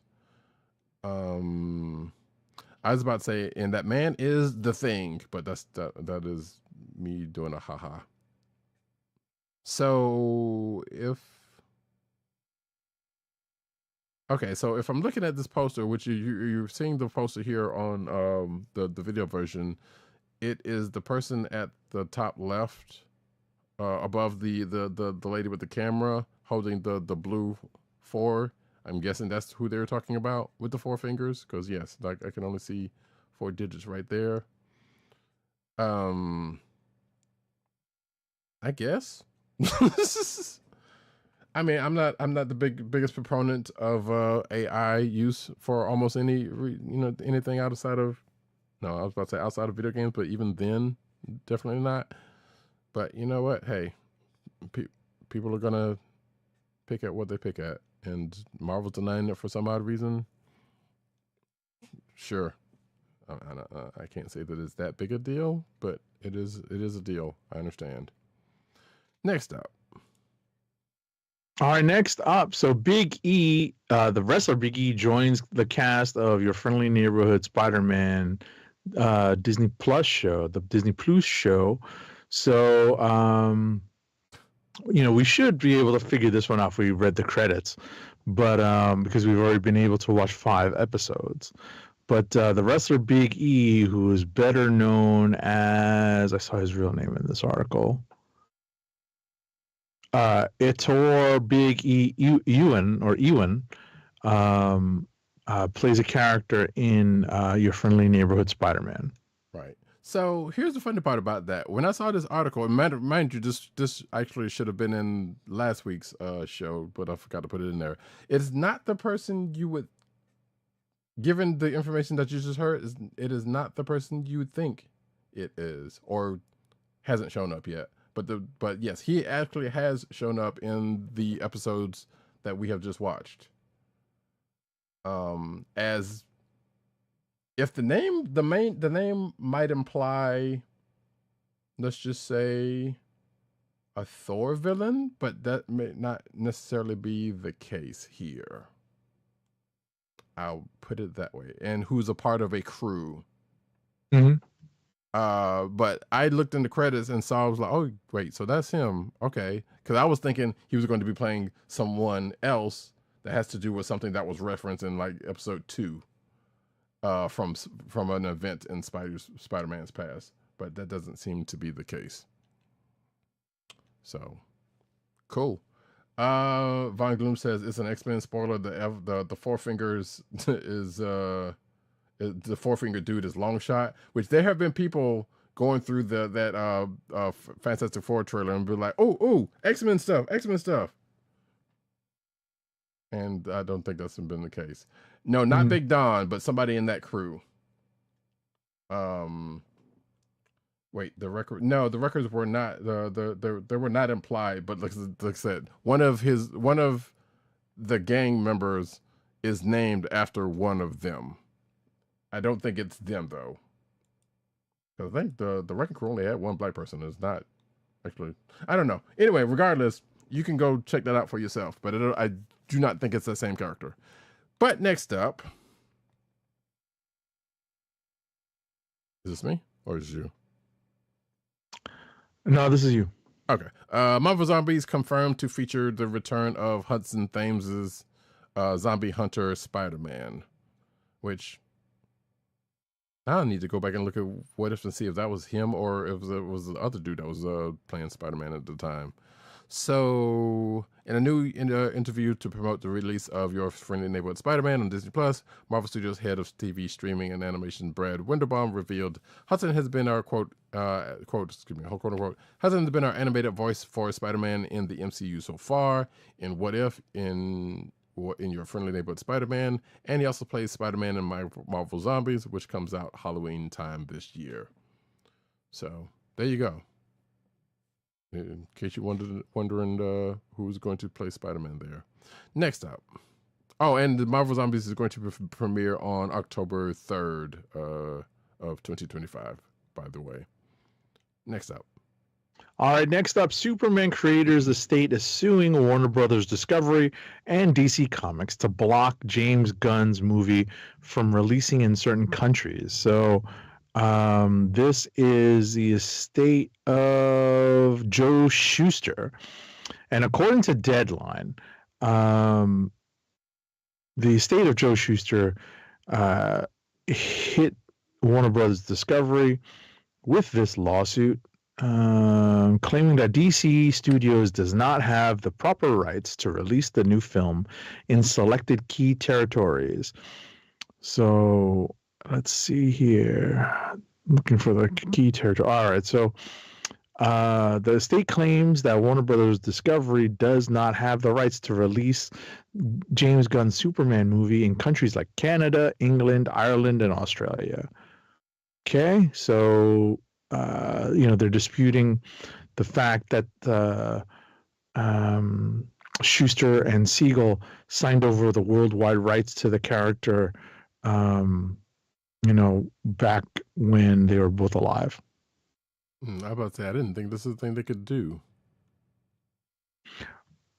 Right. I mean, at the end of the day, it's dependent upon some international copyright law. Right.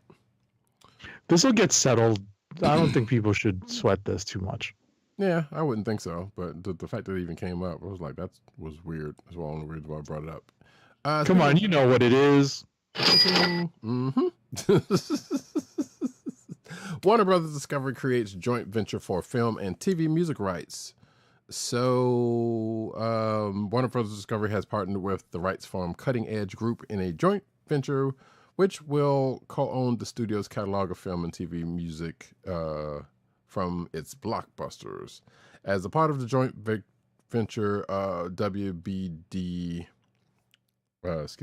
will have creative and operational control of the music rights, while Cutting Edge Group will jointly manage the joint venture. The companies did not disclose the financials involved in the deal, but called the creation of the joint venture, quote, one of the largest music deals ever transacted. What does it have to do with comics? Not much right now, or probably at all, but I'm sure somewhere down the line, if you're dealing with music rights for certain things, it probably will. Next up. Next up, 88 Films has detailed its upcoming Blu-ray release of Gary Goddard's Masters of the Universe film from 1987, which starred Dolph Lundgren, Frank Langella, Meg Foster, Billy Barty, and Courtney Cox. The release is scheduled to arrive on the market on February 24th. Looking for the price point. It's not here. Yeah, it's Blu-ray. It's probably going to be between, well, depending on, let's see, what's it got in here? Probably 30. That's crazy. This is not going to be on my list of pre-orders, but listen, it's more power to you guys, folks. I mean, look, it's got an interview with Dolph Lundgren. Who wouldn't want that? Audio commentary with the director, because we have to know his thoughts on this masterpiece. You know, apparently it's region locked also, but I'm sure there was ways around that. But regardless, yeah, this is, I could have sworn there was a Blu-ray available for this not great movie, but you know what? Somebody's going to want it. Yes, Courtney Cox was indeed in Masters of the Universe. I do remember that. Wow. Mm-hmm. Next up, the Goonies cast reunites 40 years later to honor Ke Quan at his hand and foot ceremony in L.A., which, by the way, on a side note, that movie he's in just came out. And I know I haven't watched it yet, and I don't think Agent 70 has either.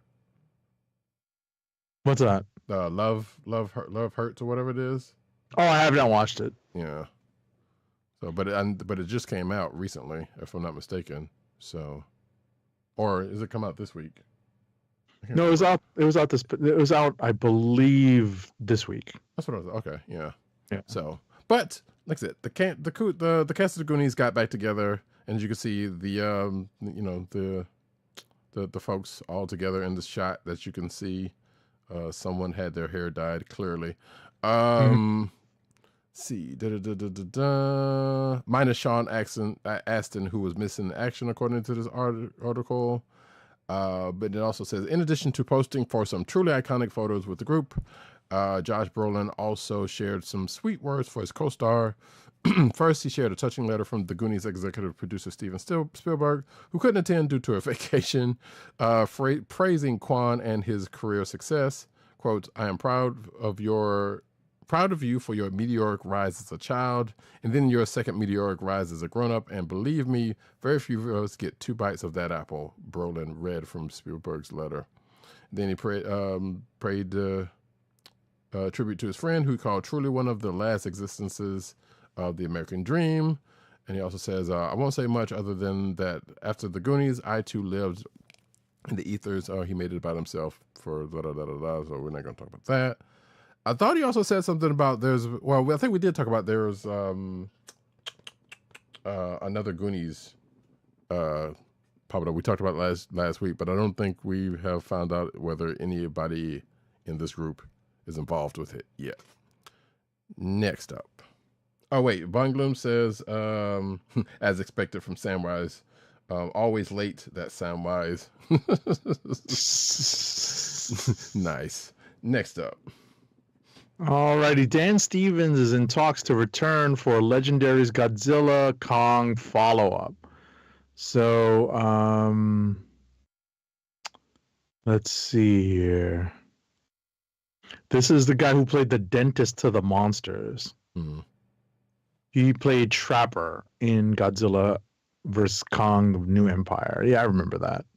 I still haven't watched that movie. That's why I don't know. But also Trapper, like Trapper John M.D.? Kinda. Interesting. That's probably a definite inspiration of theirs in there. Cool. Nice. I still need to watch that movie. Filmation's Ghostbusters now available on digital for the first time. So let's go Ghostbusters, I guess. For the first time ever, the complete series of Filmation's Ghostbusters has arrived on streaming services. All 65 episodes are now available for purchase, either individually or as a full collection on all major digital platforms. So for those who don't know, it is the one that came before the Ghostbusters movie that everybody knows before, love more, loves, basically. So this was basically a cartoon version of the 75 live action version that, you know, that basically some would say Ghostbusters that we all know and love stole from, in a way, if by certain folks' accounts. But if you're looking to revisit Filmation's Ghostbusters, you can go through Apple TV, Amazon, and Fandango at home, and it's probably out there on YouTube, most certainly. Next up. So for anyone who watched or watches a lot of their anime on Hulu, they just lost Dragon Ball, Digimon, and a ton more anime, mostly developed by or produced by Toei Animation. So as of February 1st, the following Toei Animation series have been removed or no longer offered with Hulu: Digimon Adventure, Digimon Adventure 02, Digimon Tamers, Digimon Frontier, and Dragon Ball GT, Dragon Ball Super, and One Piece seasons 1, 3, 5, 6, 7, and 9. That's so weird. Yeah, right? The odd numbered seasons. Why? It was probably just a, like a paperwork thing. For licensing. I guess. Still doesn't make any sense. But there we go, folks. I'm sure some of those things are in other places. Mm-hmm. I'm almost fairly certain most of the Digimon stuff is on Crunchyroll, and as well as Dragon Ball stuff. Right. Maybe not. Actually, I don't know if GT is there, but I'm definitely Super and Dragon Ball is definitely there. So, but regardless, hey, there you go. Von Gloom says, hence the reason for the real Ghostbusters cartoon. Yeah, that was a whole. Yeah, that was a whole thing. I know there was not Toys That Made Us. There was a Toy Galaxy thing about that from a while back that I might put in the show notes. Dragon Ball Design. Oh, we're getting into Anime Corner, by the by. Alrighty.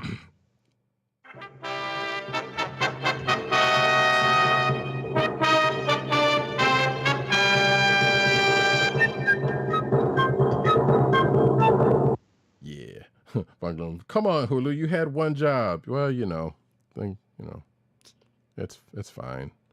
Dragon Ball Daima subtly confirms that Goku can't use his best technique anymore, and that technique is instant transmission, as apparently folks may have found out in episode 16 of Daima, and it goes into what happens in that episode, because apparently he has used it previously in Daima, according to this article. So. Okie dokie. Next up. Oh, yeah. It's funny the thing. News. I was about to say, it's one of the things that I miss out on when I'm watching Daima. Like, I don't realize all this stuff is happening. And then when we talk about it, I'm like, oh, okay, so that's what that meant. Right. Yeah, that happens. That happens. Yeah. Alrighty. First up in comic book news. Because, yeah, we've already moved on into comic book news. Mm-hmm. Alrighty. Antarctic Press cancels all anthologies over the Diamond bankruptcy. So it's been reported that these changes have been happening from the publisher and owner of Antarctic Press. That these changes have happened as a direct result of Diamond Comic Distributor's decision to enter Chapter 11 bankruptcy. So they've put a hiatus on some creator-owned books, and let's see here. I don't think it's anything we would be interested in or interacting with.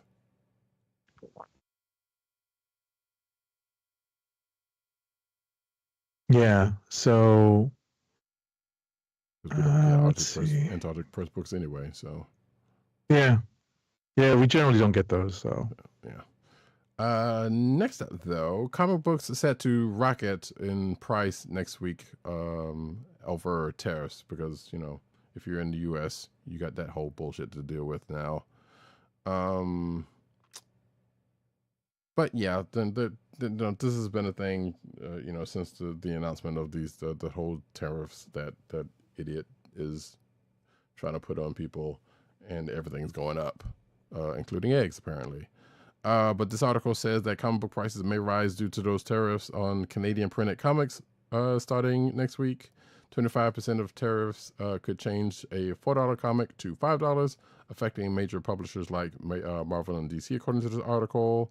May lead to delays and impact on free comic book days, supply chains disrupted, and may worsen and threaten. Well, I think that might be maybe a little stretching it, but who's to say?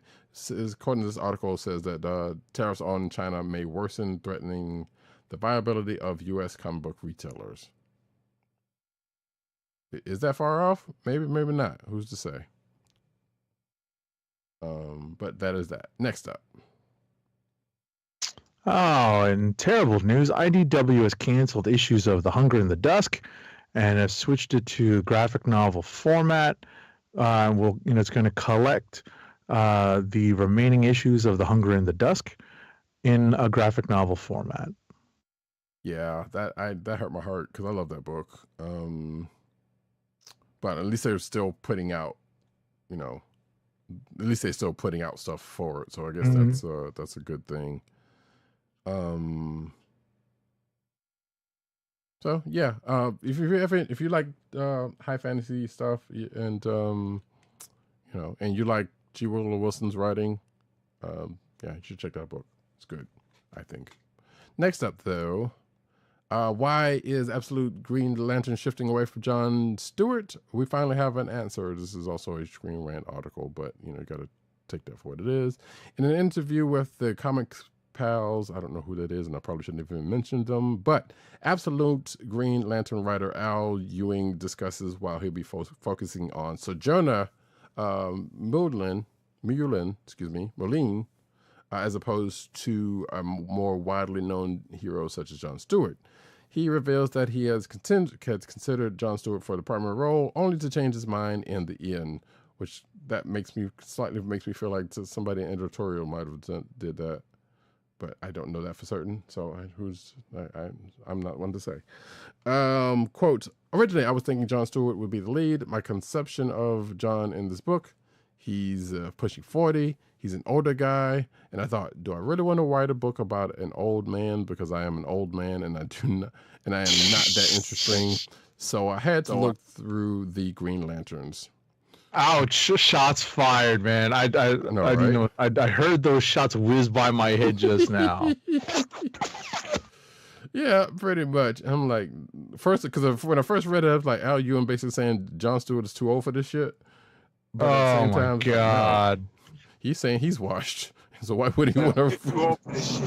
Yeah, he basically calling us out, man. That's some bullshit. Yeah, seriously, man. Come on, Al Ewing. I've met you before. Come on. But I like Joe Mullein, so I think Al Ewing will do all right with her. So I still need to catch up with some of that Green Lantern stuff. I don't know why, but I do. Next up, though. All right, Absolute Batman writer Scott Snyder's Dark Spaces Dungeon is being adapted into a movie by the producers of Late Night with the Devil. So the series was co-created by Absolute Wonder Woman artist Hayden Sherman. Let's see. So this is their indie horror comic, Dark Spaces Dungeon. So it's set to be adapted into a movie by Spooky Pictures and IDW Entertainment. Okay. So this was a 5-issue serial killer story, which launched at the end of 2023. Never heard of it, but okay. Good on them, I guess. Yeah, good for them. Yeah. Legendary Daredevil writer teams up with John Wick creator for new comic. That writer is Joe Quesada. That creator is Derek Kolstad. And this is going to Quesada's new publisher, Amazing Comics, of which I don't think we've heard that much from. Probably has, but we don't get any, so it doesn't really matter, does it? Let's see. Quesada teased the upcoming slate of top secret titles at It's at an international comics festival. Let's see. Some of that stuff is named here. I'm not going to go through all of this, but yeah, like I said, Kolstad is doing, I guess, Dark Winds, and a bunch of other people doing stuff. Like, there's a lot of names going on here. So next up. Alrighty.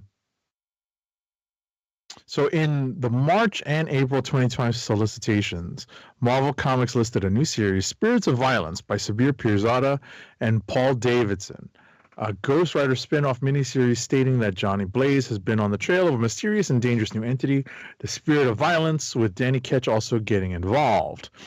So now two things have happened, and they involve spoilers for today's this week's Spirits of Vengeance #6 by Sabir Pirzada and Rod Rice. So, I have not been on top of Spirits of Vengeance recently, Same. but basically Marvel has canceled all orders for Spirits of Violence #1, which is planned for the 5th of March. And let's see here. Yeah, they revealed, who the Spirit of Violence is. So, basically, it's interesting they're bringing this character back. Right. And if you're watching the video version, you may have just seen the spoiler there. I was actually going to read Spirits of Vengeance #6 just to kind of make a thing about, or make a mention about this, but I didn't, and I also realized I was like a couple of issues behind, so oh well. In news that we got from actually Von Gloom through social media, Deadpool creator Rob Liefeld will no longer work with Marvel after Deadpool and Wolverine premiere indignities, according to this article. I'm sorry for laughing. No, I'm not sorry for laughing. The comic artist and creator says that after more than 30 years, he is severing ties with the publisher for whom he has created renowned characters Deadpool and Cable. Liefeld laid out his decision in a 90-minute episode of his Robservations podcast. Oh my God, that's probably rife with hilarity. As well as in a follow-up interview with The Hollywood Reporter, where he detailed a series. I'm sure it's probably Joe Rogan levels of idiocy. But anyway, where he detailed a series of perceived slights at July's New York premiere of Deadpool and Wolverine. I see. At the premiere, Liefeld learned he and his family were not invited to the after party, something he was accustomed to attending. He also felt snubbed by Disney brass, including Marvel Studios boss Kevin Feige, whom he says he was near on the red carpet, but did not acknowledge him.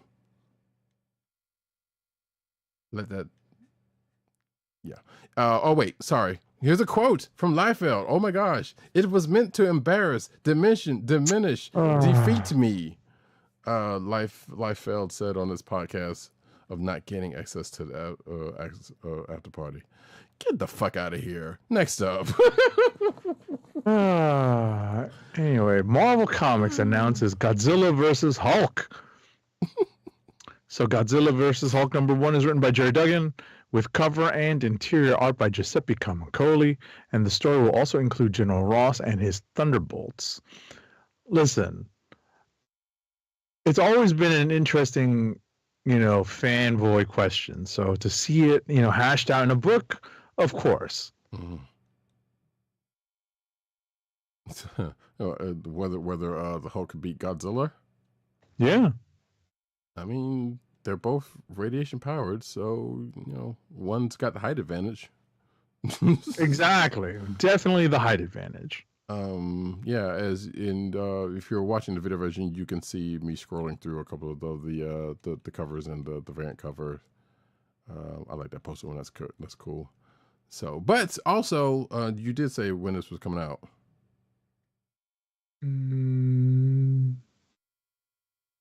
I did not. The comic will drop in comic shops and online on April 16th. There we go. Following Godzilla vs. Fantastic Four #1 in March. Yep. And also, guess what? Godzilla vs. X-Men make mutant kind an enemy to the king of monsters. So Fabian Nicieza and artist Emilio Lacio is the creative team for Godzilla vs. X-Men, which is part of a series of 6 one-shots where Marvel heroes battles Godzilla across different eras. And this one arrives in May 14th, to be specific. And there is a cover, if you're watching the video version, with a specific group of X-folk. So there you go. Next up.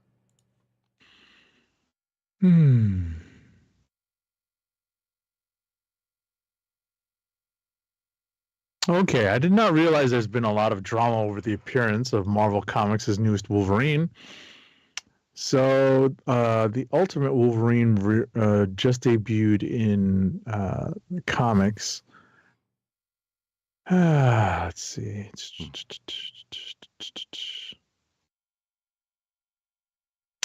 So Chris Condon is the co-creator, I guess.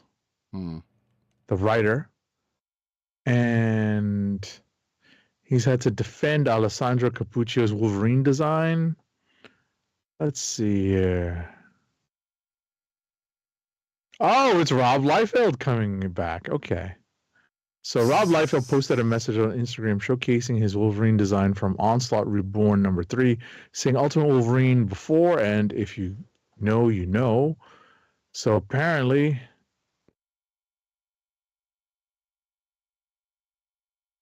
I didn't read this close enough to put the Liefeld connection. Otherwise, I would have switched to places. But honestly, in this particular case, who fucking cares? he's there's apparently some similarities in the design. Right. It looks more like Hawkeye if you look at Liefeld's version, which is on the video version.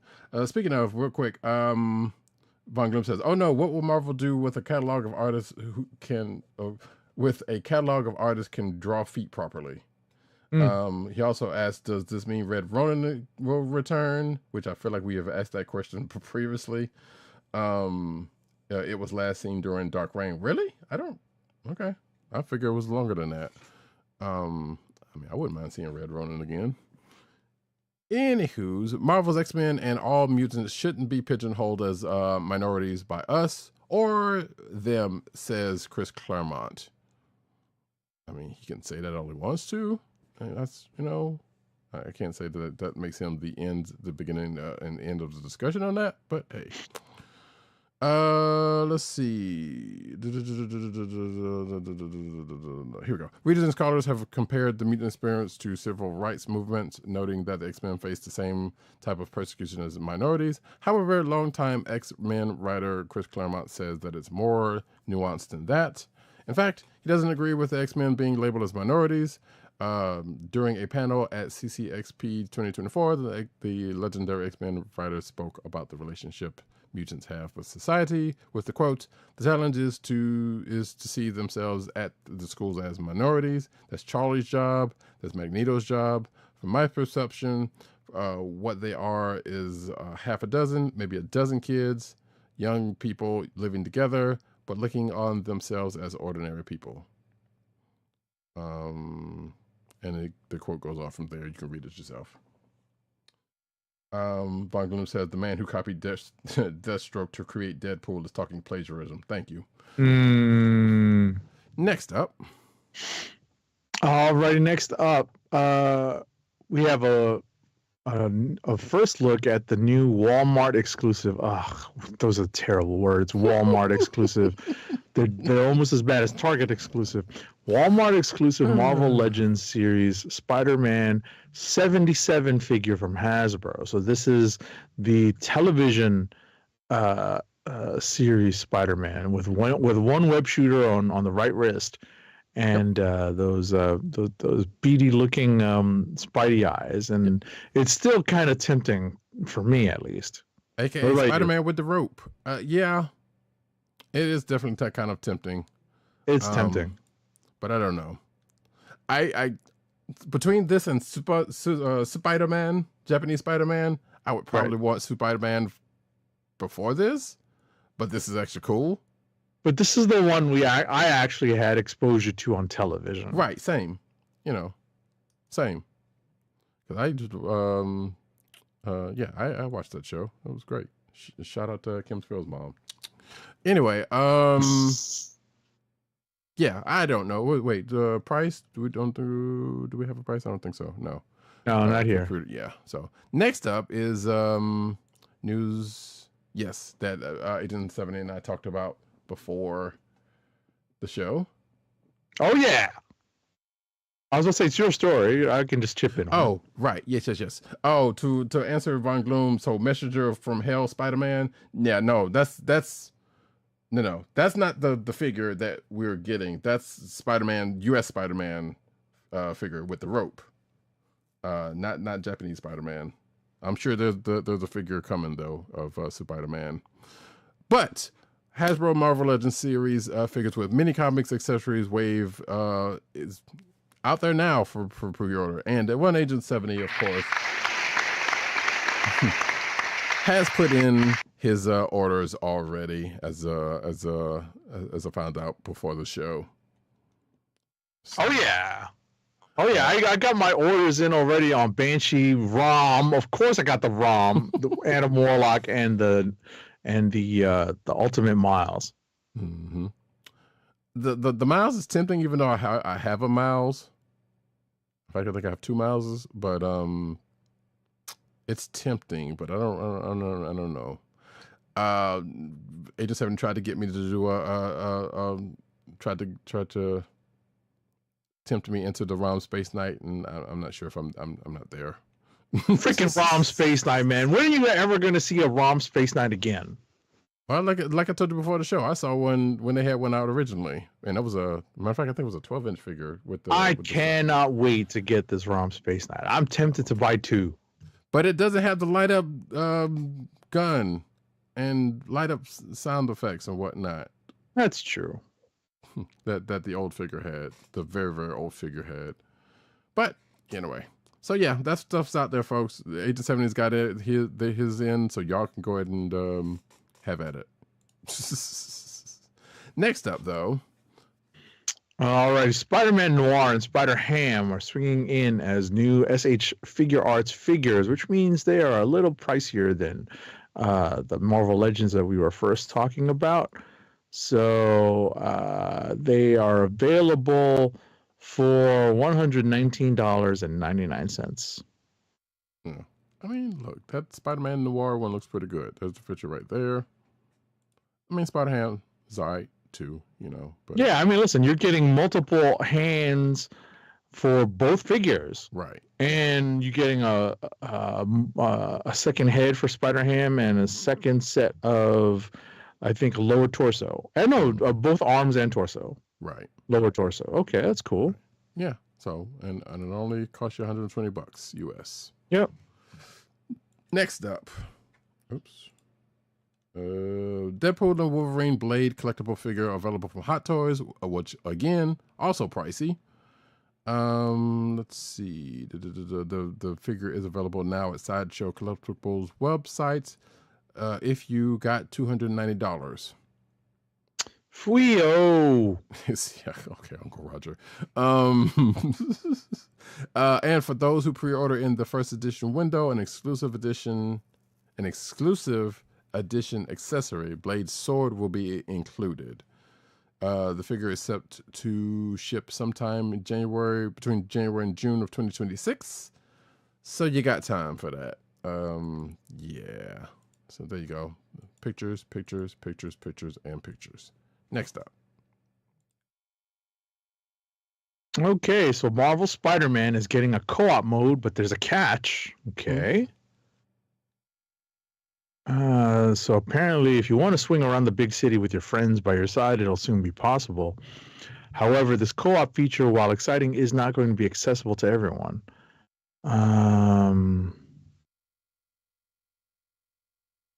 So this new mode is only going to be for PC users only. Oh, that's lame.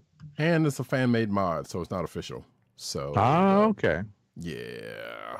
which you can do on PC. So I looked at this and I was like, okay, that's still cool. And as someone said in this article, or some YouTuber said, bro, I don't have a PC or Frizz to play with. And again, this is a YouTuber, so that I feel like that makes a whole lot of sense in the world. No offense to some of the YouTubers that we know and like, you know. I'm just saying. But if I have all of them on PlayStation, so this does nothing for me either. Even though I think one of them's on sale now on PC. If you don't have it and want to, I think both of them might be on sale. I don't know. Regardless, hey, check it out if you have it. Next up, though, it's you. This Star Wars Tamagotchi is ready to conquer the galaxy. It's a Darth Vader Tamagotchi. I don't think there's not much. Yeah, I don't think there's not much. So if you think you have what it takes to eventually kill the Dark Lord of the Sith, you know, and it won't take much because it's a Tamagotchi, then go for it. Let's see. It's by caring for the future, Sith Lord kids can determine which of the 10 available characters will be uncovered and how the dark side is revealed.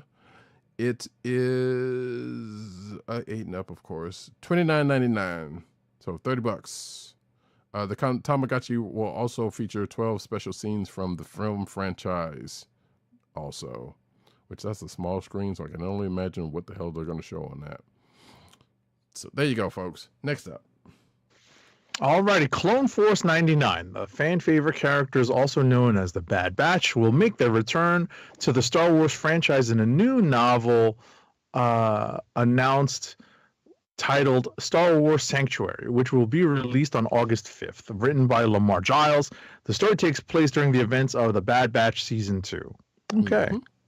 As noted, as the cover, if you're watching the video version, you can see the cover that has Rep Tech. RIP Tech on it, and not wait, who's the oh shoot, I forgot his name already. Crosshair, thank you. Yeah, it does not have Crosshair because he was incarcerated, or he was with the Empire at the time, so I don't know. Yeah. All right, yeah. Next up, apparently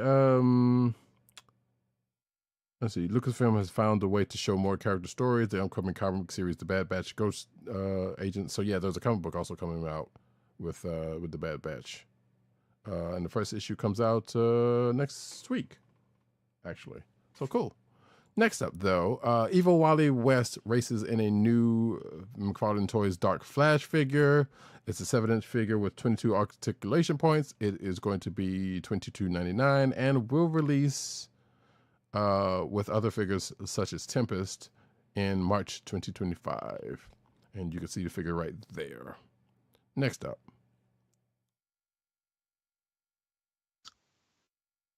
Player First Games has announced that MultiVersus Season 5 will be its last, bringing the Warner Brothers platform fighting game to a close on May 30th, 2025 at 9 a.m. Pacific Standard Time. What? It had a good run, I think. Yeah, so MultiVersus was the if for folks that did not know, the Smash Brothers like that had all the DC and Warner Brothers characters. Not all of them, sorry. A bunch of, I should say. Had like Scooby-Doo and Steven Universe and Batman and Wonder Woman and a bunch of other folks. I think Deathstroke and whoever else. So yeah, it has 5 seasons. It had a good run. Next up, though, Archie, so you get a first look at the 9 Lives of Salem digital trading cards. So let's see. In the first Salem horror comic, Chilling Adventures of Salem, a rare solo outing saw him defending local stray animals from the machinations of evil magicians. But now, I guess, the 9 Lives of Salem is a new solo horror one-shot from Archie Comics, due out this month on February 26th, to be specific. The creative team behind Salem's first foray into horror comics in 2022, Cullen Bunn and Dan Schoening, returned with artist Ben Galvin for a tale of restless demons, warlock duels, and thrilling magical cat action, according to this article. Quote, it may be even giddier to return to that world with the same team that brought us the first Salem one-shot. Cullen and Dan have worked perfectly together to craft classic style horror that not only spotlights Salem, but expands his world and those within it. Nine Lives of Salem explores Salem confronting the sins of his past as a warlock and how he handles them now as an apex predator. May I remind you, this is Sabrina's cat, who I know was once a man, but still. And if you're going to get somebody to write a horror book, of course you're going to get Cullen Bunn. Makes sense. Next up. Okay. So on G.I. Joe Day, right, apparently on February 1st, they dropped a bunch of, Hasbro dropped a bunch of news involving new exclusive classified series renders. So this is, upcoming product, including an Awe Striker with crankcase, Cobra Snake battle armor. Wow. Cobra Ninjas Slice and Dice. Goodness. Darklon Breaker and Divers 2-pack. Man, that that digital render, at least, of the Snake battle armor, pretty cool looking. Yeah. The Awe Striker looks, as with a lot of the classified conversions, looks pretty realistic. Much less cartoony of a dune buggy, as it were. I can't no comment on Slice and Dice because come on, that name. And there's a Breaker and a Divers 2-pack. Okay, just like kind of a generic Divers. Okay. I was about to say that's not Torpedo. Is it? No, I don't know. I thought it was, but I don't think so. I don't think so. It just so. says the generic Divers, and I think these are Cobra folks, so it wouldn't be Torpedo. Right. So yeah, and it should be mentioned that this is leaked information according to this, and I don't think G.I. Joe Day was. I think this was just G.I. Joe Day, not like actually, but a day they, did G.I. Joe news or something. I don't know, but regardless, this is all leaked materials, and we don't know whether, if, and or when this stuff is coming out, if it's even legit. So just know that. But chances are, if they got these kind of renders, probably is legit. I wouldn't mind that battle armor though, if I still collected G.I. Joe figures. Anywho, Transformers' most versatile G1 Decepticon, I would argue. Okay, whatever. Anyway, returns for 6 times the evil in a new prototype, and this is for 6-shot, which is that Decepticon that I think we probably only saw once in near the end of the Transformers, in that last when they did the Headmaster stuff. Unless he's shown up before then, I don't remember. That's the only thing I remember about him. But basically, there's a prototype that they're making that could turn into an actual figure. And as you see that I'm going through the prototype figures right there. So we don't have any actual, confirmation of whether the figure is actually going to happen, but yeah, it's probably going to happen. Next up.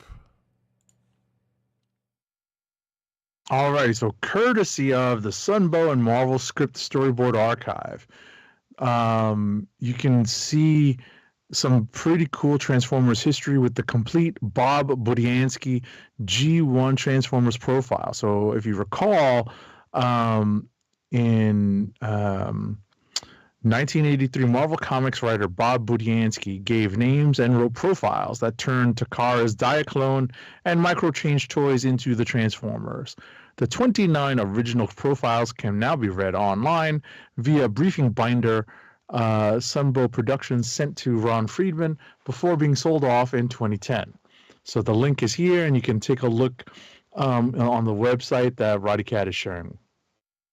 That's pretty cool. Yeah. I'm actually flipping through some of the pages right now. Even got the back of the box with the Transformers box. Where it has a little spec sheet down at the bottom. Where did you have to put the little red slip over to read? If you remember that. Right. Yeah. So, but it's all in black and white, so it's it's missing that part. But it's cool.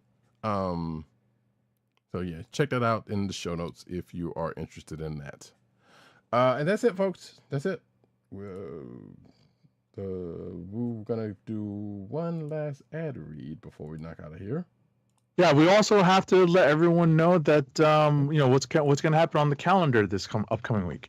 So our last ad read of the night is for we've been at this for a long time today, so help us keep our podcast free by shopping at Amazon. Visit cspn.us, then click the Keep Our Podcast Free link at the top of the page. From there, scroll down and click on the Amazon link to shop.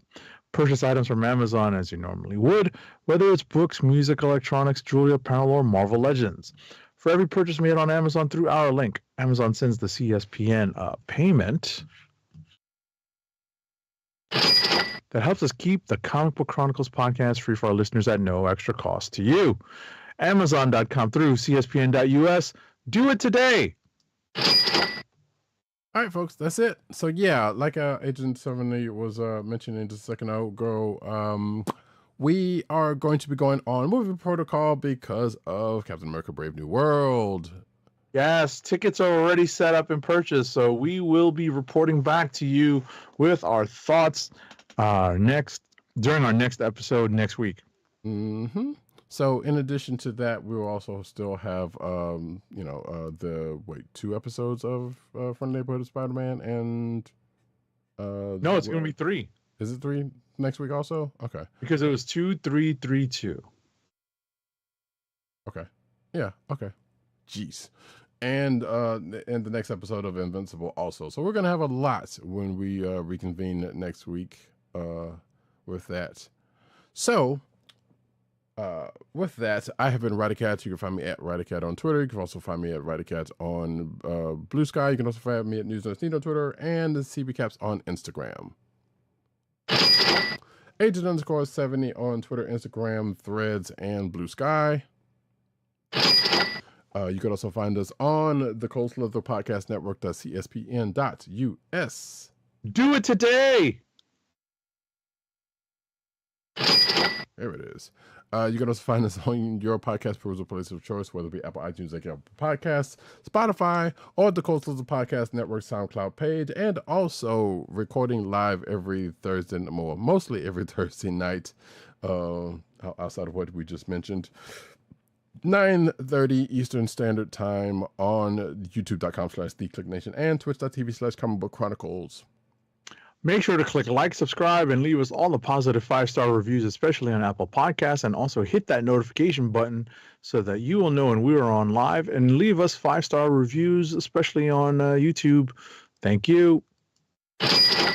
Indeed. And later days to you, Von Gloom. We appreciate you for being here, and anybody else who happened to be here, whether you're lurking. I don't know if Benji is still in the chat or not, but or anybody else who may have been lurking or comes by after the fact. We appreciate you all.